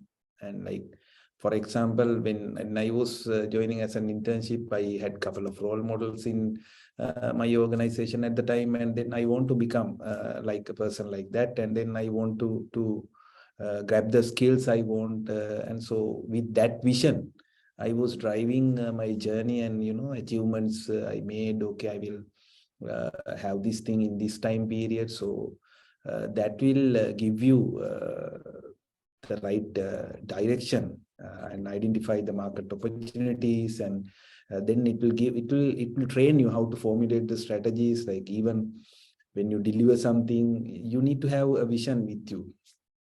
So then I think that helped me to steer ITECRO as an organization, ensuring its growth and success we are having right now. And then the leadership, definitely the leadership and team management. So those skills you need a strong leadership skills. That also like will be rapidly grown during even from the internship. So that you need to accept the leadership challenges, or the challenges they are giving to you. So you need to exploit them, and you need to have that skill to motivate others and to inspire others. So with that, with the leadership skills and the team management, you need to have this effective communication, and how to, like, when you need to do the delegation, and ability to build a collaborative and inclusive environment. So those are some crucial qualities that you need to have. So this, by bringing this culture of this passionate work and the delivering these outcomes. So I think that was one part of successful leadership skills that I have been inherited over the last couple of years. And then the adaptability and resilience. So not only resilience, like there are many characteristics that you should have. Mainly adaptability. That means when you should be able to adapt. You should be able to have your patience with you.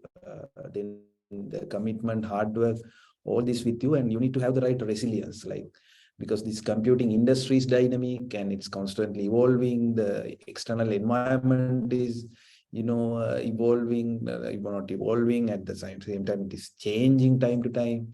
We were going through many like troublesome period, like when I was starting 2018, and it was like gradually growing from 2 people to, then we had the team grown up to 10, 15. Then suddenly the COVID problem came, that then we had to change all the dynamics, and then the country situation became worse due to the political instability and all those things. But still, you need to have the right resilience with you, and you need to adapt, like how to handle this situation, how to take the decision. So those skills have to have. So, and not only that, so adapting into the new technologies, the embracing the innovation, and so this will lead you through your tough times. At the same time, like, yes, I was a developer, and at the same time, even when you are developing, you need to develop the other skills like project management skills, the business know-how.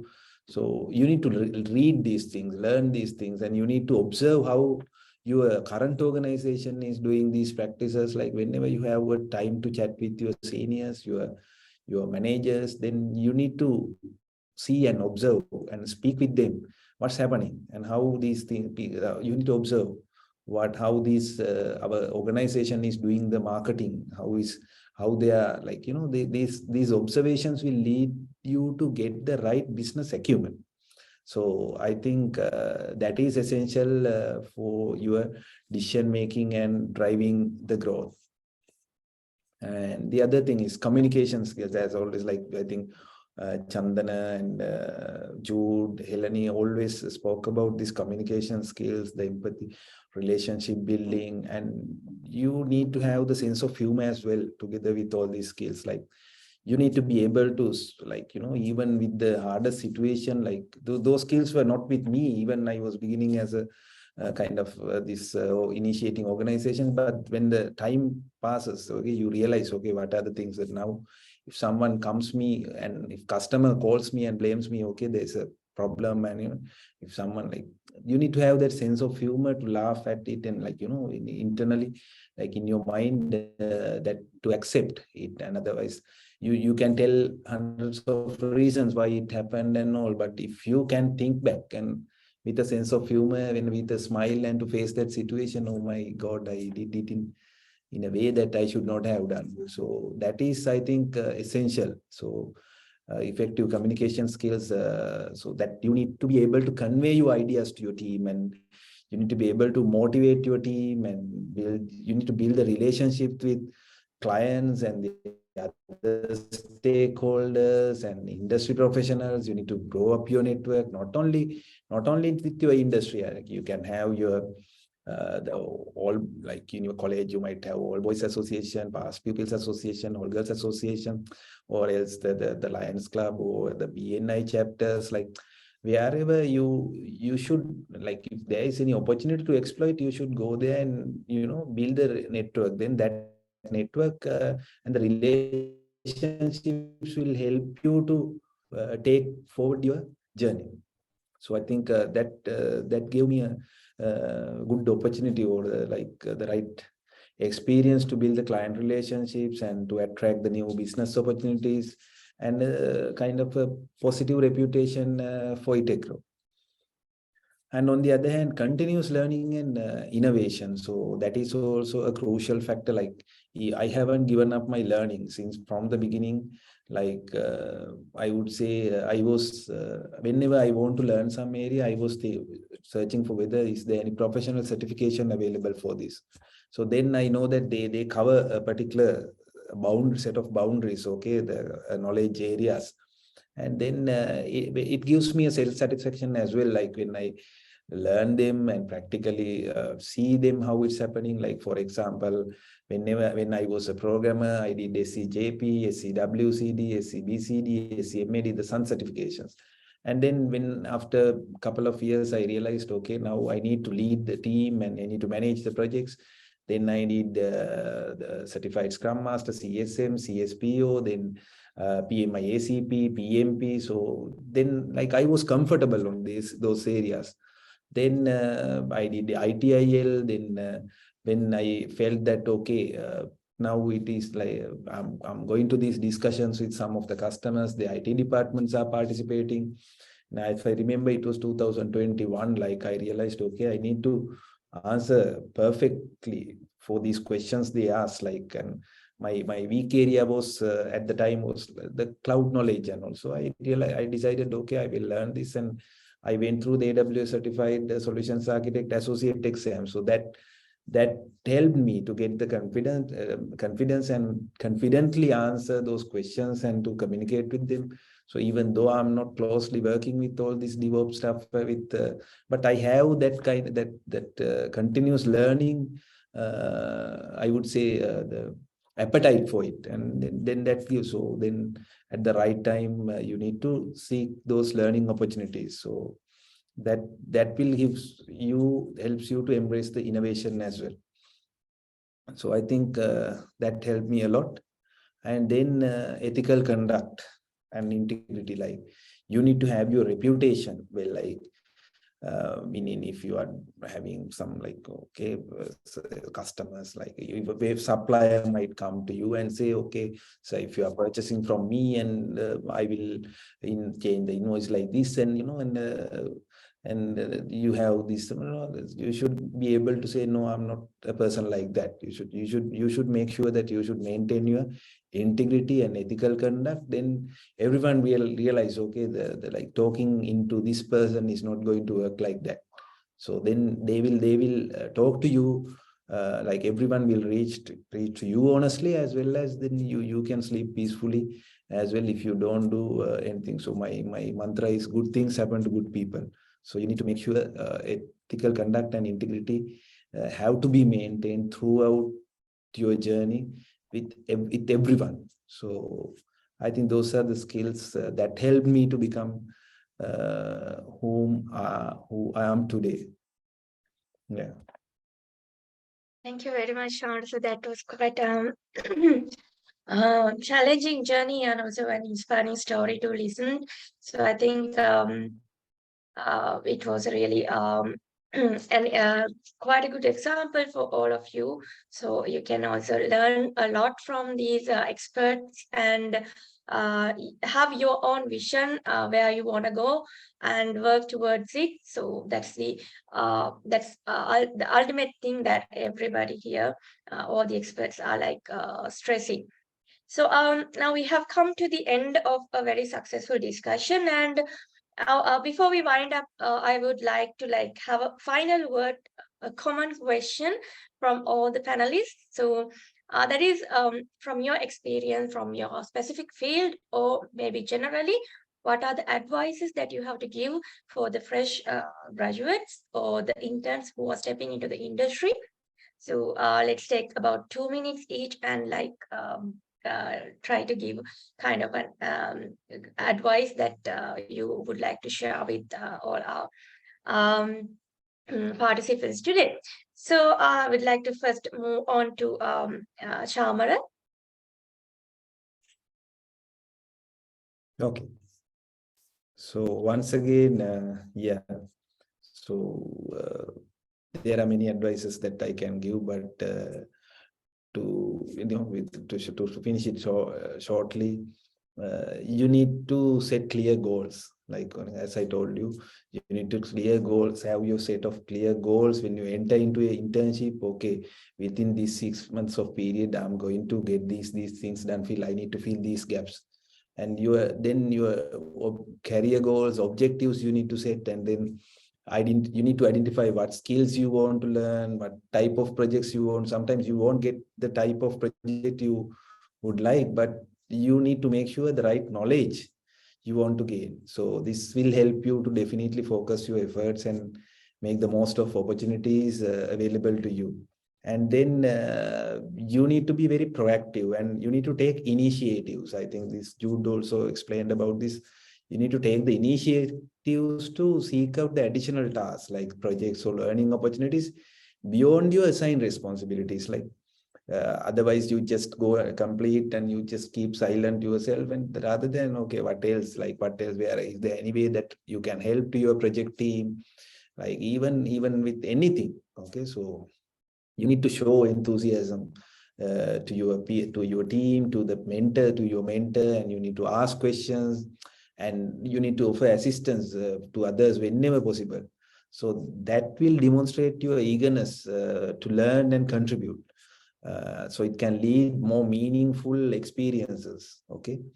And at the same time, you need to learn from your mentors as well as your colleagues. So you can learn like many things, not only technical skills, how the technical expertise and knowledge of these. Then you need to seek the guidance. Okay, and you can ask about their stories, like how did you start, and ask for feedback. Am I doing right? And whether you need to actively listen. Okay. So that will give you a strong relationship building with your colleagues and your mentors. And then again, as I told you previously, you need to network and build your connections, not only in your organization, within the organization, industry. You need to attend networking events and conferences. There are many things, like sometimes there are free conferences are happening. You need to go and attend, and the professional platforms are there. And so the networking can open doors for your future job prospects as well in the future. And like at the same time, you get the valuable industry insights as well. And you need to again embrace the learning opportunities. So the internship is the right place and the excellent learning opportunities. So be open for those opportunities. Take on diverse tasks and volunteer for projects and different areas. You need to explore them, and this allows you to broaden your skills. And then you need to develop the professional skills, like communications, teamwork, problem solving, time management, as I spoke earlier. These skills are crucial for your long-term career success, and you need to actively seek opportunities, like, to enhance them during the internship. And at the same time, seek feedback. For example, I remember, like, when I was working for a particular company, I was like I was not up to the level of the development standards of the team of that particular organization. So then I thought, okay, these guys are running fast, and I need to learn. And so I had a separate document I maintained called lessons learned for me, and Excel sheet. Then when my tech lead was doing the code review, and he says, okay, this is not the right way. So I was like, after the code review, I was documenting all these things in a personal Excel sheet of mine. And then whenever I do a kind of a coding, and I was reflecting on the mistakes I did earlier, and I checked all my places whether the mistake is there, all these things are again, whether I repeated. So that helped me to reduce my the issues of mine. Then I was able to become a very good performer there as well. So always request the feedback from your supervisors, colleagues, and then act on them, as I told you. And and the other thing is, your career should be achievements driven. You need to achieve the things. Otherwise, 15 years, you should not be stagnated. You should not be exhausted. So you should have the achievements, like achieving certifications, achieving the awards within your organization, and so those things have to be there with you. That will motivate you to run further in your journey. And then the famous thing, the stay curious, stay informed. So stay updated about the industry trends, technological advancements, news, industry publications, follow the industry leaders. The LinkedIn is there. You can follow many people, what they are putting on their social media, and online forums. There are many other organizations you can participate. And at the end of the day, you need to express the gratitude and maintain professionalism. So show appreciation for what you have got, and during your internship, in your career. Thank your mentors and supervisors and colleagues for their guidance and support. And so always maintain professional. I think Helene spoke about this, the maintain the professionalism, empathy. So have them. I think you can be a very successful professional in your career. Thanks. Thank you, Chamara. And forwarding the same question to Jude.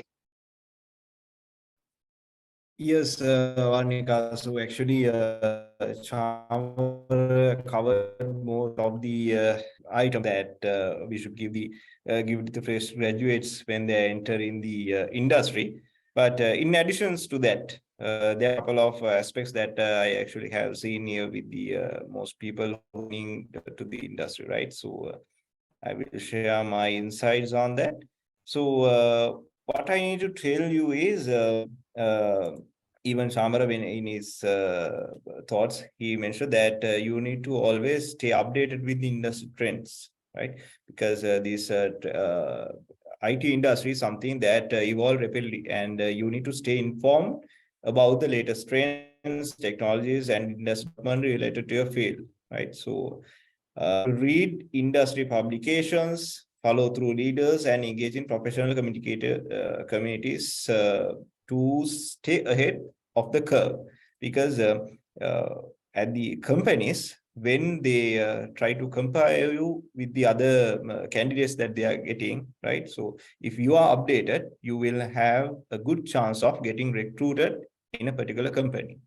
And especially, you need to make sure that you take the initiatives within the company if you get recruited, right? So I have stressed this in a previous example as well, if you guys can remember, right? So because when you take, your profile will be highlighted within the company, because nowadays, more than your technical skills, your interpersonal skills, we are looking into the attitude of a particular person, right? If your attitudes are positive And if you always think that we can achieve whatever the goals that we are given, the doable goals that we were given, and if you have a positive, if you can create a positive impact on the company, right? So that will be a good starting point to embrace your career at any position or company, right? So make sure that your attitude is really important. So therefore, take initiatives, do the new things at the company. Just don't lay on in the same virtual process, right? And make sure that you always take care of being, right? And remember to prioritize your self-work and maintain a healthy work-life balance, right? Because at the industry, we can see that there are people who do perform well when they join the company at the very starting point, because maybe they want to, that is definitely because they want to finish off their training period and become a permanent employee. I have seen cases where people work in extensive working hours, and at the end, after their training period is done, or after 3 months or 6 months, they get exhausted with whatever the thing that they have been assigned to do. And because of that, they sometimes leave the organizations, right? Because you tend to work in a frustration level, that frustration builds within yourself if you do not consider about your own health and your well-being, right? So remember, companies are there for you to earn and build your career towards a successful person, right? So make sure that you work on balancing your well-being as well, right? And at the final point, I would like to say that you need to develop your strong communication skills. I have emphasized this most of the times, even Chandana, Helani, and Chamar also mentioned, right? Most of the times you need to work on your communication skills. So if your communication is good, as a good learner and a good communicator who give the good messages to your industry, right? So people who with the good communication skills, you will be highlighted. And even for most of the companies, you can see, if you can deal with a customer in a very negotiable level, right? So definitely you will get the on-site opportunities as well in most of the companies. You become a reliable person and you will get so many positive benefits within the organization, right? So make sure that you focus on communication skills as well. So Varnika, so those are the important things that I have mainly seen with the people who are coming to the company, apart from the items that Chamar also mentioned, right? Okay. Thank you very much, Jude. So the same question again to Helene. Yes, Varnika. So I think Chamara and Jude covered a lot. We have been giving a lot of advices today. I would like to add on that build a passion to. So when you were given something to do, be passionate, not to just do it, but to do it with best quality, to the with the flying colors, to do it exceeding the expectations. That is a good habit. If you can try to build from the internship or very first job itself. So when you are trained to deliver to the best level, that will stay throughout your career. And then not only the given work, like Chamar and Jude mentioned, go out and engage in the initiatives, not only work related, but we know in the industry, in the companies, there are a lot of other events happening, maybe parties, maybe CSR projects, a lot of different things. Engage in those things so you get opportunities to get to know more and more people than those in your own project. And also, when you are doing internship and just as a fresh graduate in the industry, you are a good resource to bring join back with the universities, bridge the companies and universities. The interns and fresh graduates can play a vital role. So give back to the universities, give back to your junior batches, and try to continue that connection with the universities. So those are a couple of initiatives that fresh graduates can do. And finally, one can be doing maybe first job one person might stay in his first job for many years, but another person can change jobs. That's totally fine. But at the end of the day, while you build your career, build some life lasting relationships. So you should be at the end of couple of years, if you can talk to this is where I started my career, work with this person, and still I have a really good relationship with these people. So that is really invaluable. Not just building your career, learning things and delivering things, but also make sure you create some relationships and friends for lifetime during your work. So those are the few things I would like to add finally. Thank you. Thank you very much, Ani, for adding that advice for our participants. And finally, I would again invite Chandana to add something to the same question. Sure. I think we said it all. I don't think there's anything, significantly left, but I would like to echo probably a couple of points from what Chamara, Jude, and Helen said.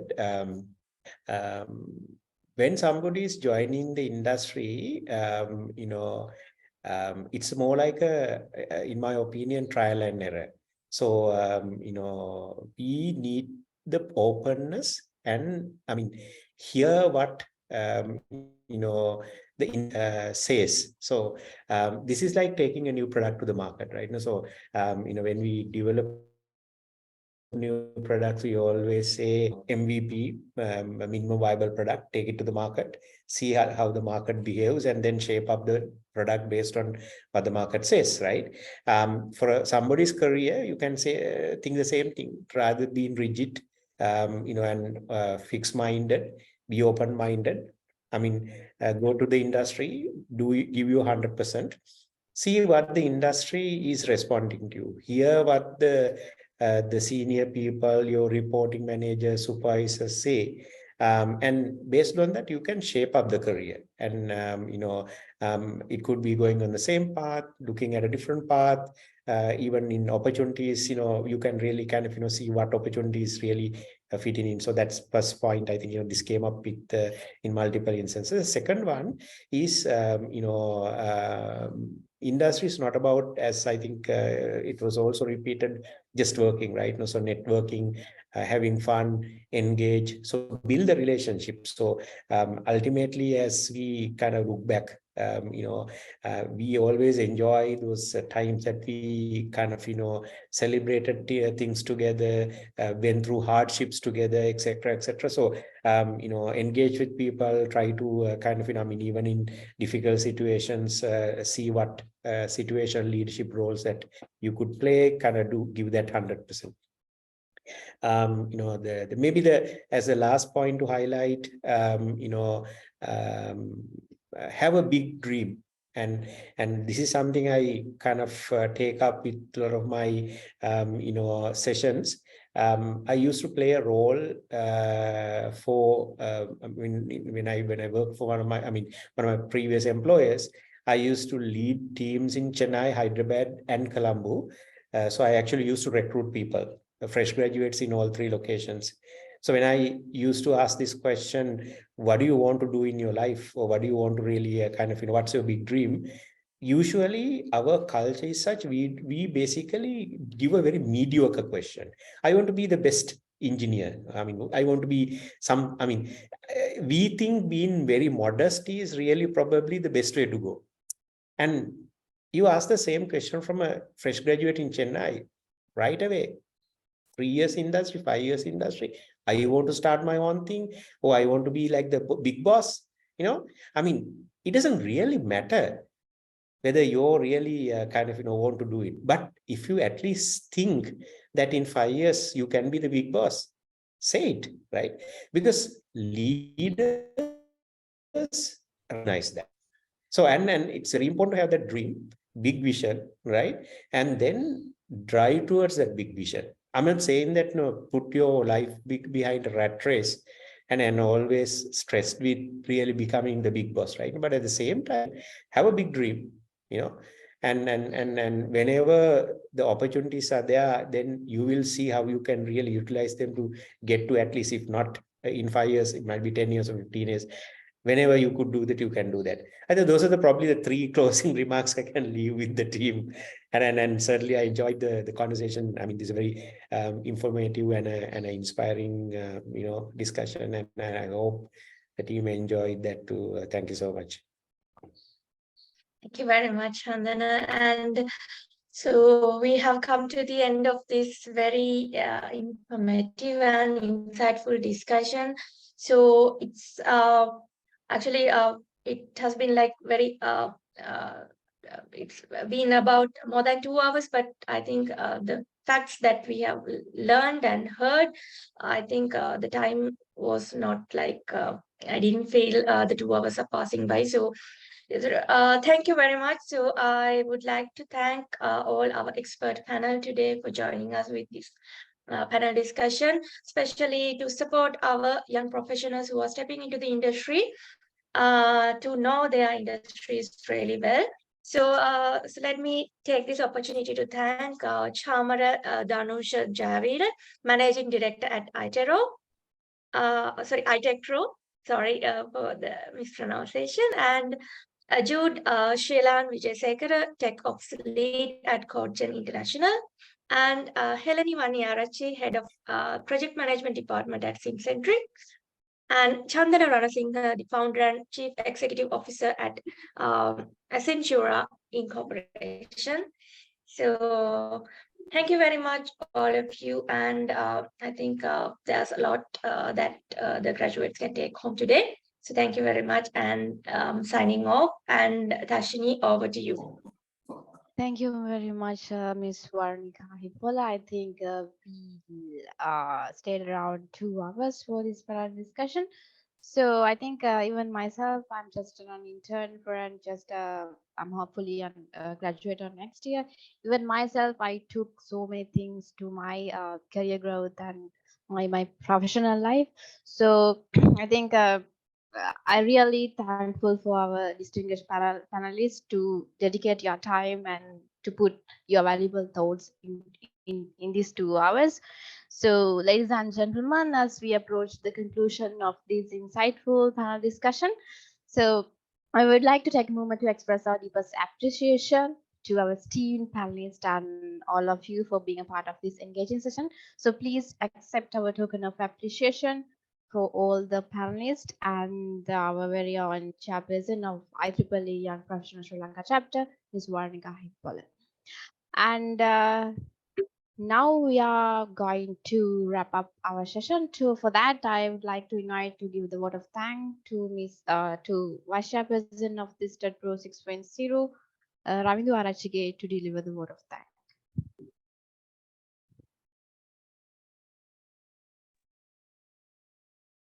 Okay, thank you, Tashini. Am I audible? Yeah, you're audible, Ravindu. Go ahead. Thank you. All right. A very good evening to everyone gathered here today. On behalf of IEEE Pro 6.0, I would like to extend our heartfelt gratitude to everyone who made the You Know Your Industry my sincere appreciation to our skilled panelists, Ms. Heleni Vanniyarakki, Mr. Jude Vijayasekara, Mr. Tamal Jayavira, and Mr. Chandana Ranathika. Your expertise and valuable insights shared during the discussion provided immense value to the attendees. A special word of thanks goes to our moderator, Ms. Varnika Hippola, Chair of IEEE Young Professionals Sri Lanka. Your skillful guidance and effective moderation ensured that the panel discussion flowed smoothly, stimulating meaningful conversations and shedding light on various aspects of the industry. My thanks also goes to the Executive Committee of IEEE FITSO 6.0 for their efforts in organizing and coordinating this event. Last but certainly not least, I extend my gratitude to all the participants who joined us today. It is your enthusiasm and your eagerness to learn that motivates us to continue organizing and provide a platform for knowledge sharing and professional growth. Once again, I express my deep appreciation to everyone involved in making this panel discussion a resounding success. Thank you all for your presence and for being a part of this enlightening session. Over to you, Dan. Thank you, Rando. Thank you so much. So now we are ready to take our usual agenda task is to taking a photograph of the panelists and our loved audience. So in my count, let's take a photograph. So please turn on your camera and take a photograph and take the memorable events thing that we are collected in our YP diary.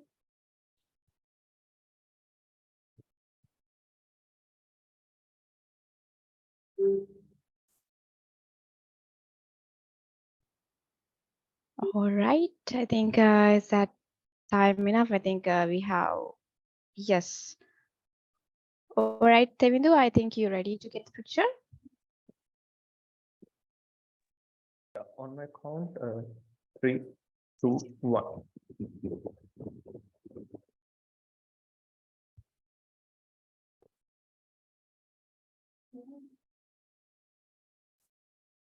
Okay, thank you. Over to you. Right. Thank you, Diana. Thank you so much. So once again, a heartfelt thank you for our esteemed panelists, our incredible audience, and the dedicated team behind this event. So your contribution had made this panel discussion an immense success. So with that, we officially bring this panel discussion to a close. So wish you all the continuous success and look forward to connecting in future events. So thanks once again for all of you and have a good night. Thank you, everybody. Okay, thank you, everyone. Good night. Good night. Thank you, everyone. Thank you and good night, everyone.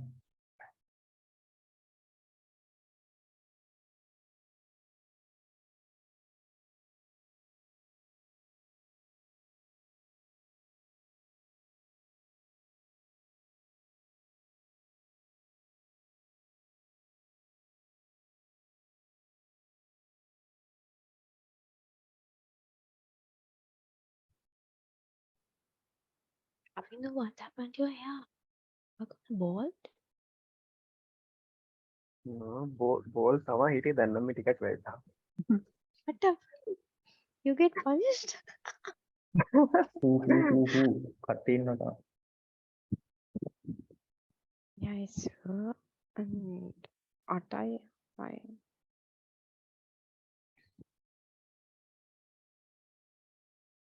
Who is Yashodan Sanaka?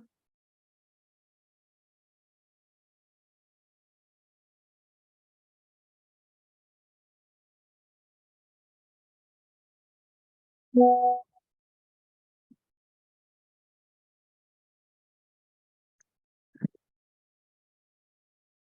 is Yashodan Sanaka? Is of a Aussie member? Or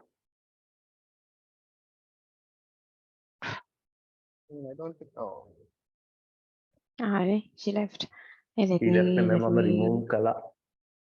කවුද? ඒගොල්ලෝ මං හිතන්නේ එහෙම නැද්ද කොහෙද නේ නැත්නම් අය කියනවා වෙලාවට. හරිනේ එහෙනම් මම ෂෙයාරින් ස්ටොප් කළා හටි නෑ. මේ කෝ නිපුණයක් නැද්ද? නෑ. To answer your question මේ ඔව් ෆෝන් එක අපෝන්ද. වගේ මීටර් කොටට පිබ්බහලෝ මේ තෙමිතුට එහෙම මතක ඇති එදා. එනගොන් හරි මම 7 පාරක් විතර බැලුවා මෙයාමද කියලා ෂුවර් කරගන්න. hina වෙන්නත් බෑ. ඇවිල්ලා තියෙන්නේ. ටේප් එක ඇවිල්ලා තියෙන්නේ. නෑ මට පීනස් හැදුනා මේ අපිට එක්සෑම් වල නිවාඩුවක් දුන්නා ඒ දවස් ටික එකට. ආයෙත් කොණ්ඩේ මෙයා වුණාද? නෑ ඊට පස්සේ සම්පූර්ණ කොටට කැපුවා. එතකොට හරි ගියා. පීනස හෝල්ඩ් එක අපුවම හරියනවාද? අනේ මන් දන්නේ. වතුර ගන්නවා නේ. ඒක. මේ කෝණි පුණයක් කරන්නේ නැද්ද? එයා ගිහිල්ලාද? ගිහින් වගේනේ. අම්මෝ ඇති මට පැනල් ඩිස්කෂන්. too නිකන් තෙමුදුවා much මගේ කොල් බිස්නස් එකට මේ උදව් කරන්න. real estate nice. Right. Okay. හරි නේද එහෙනම්. okay. Okay. Look, guys. Thanks guys. Bye. Bye.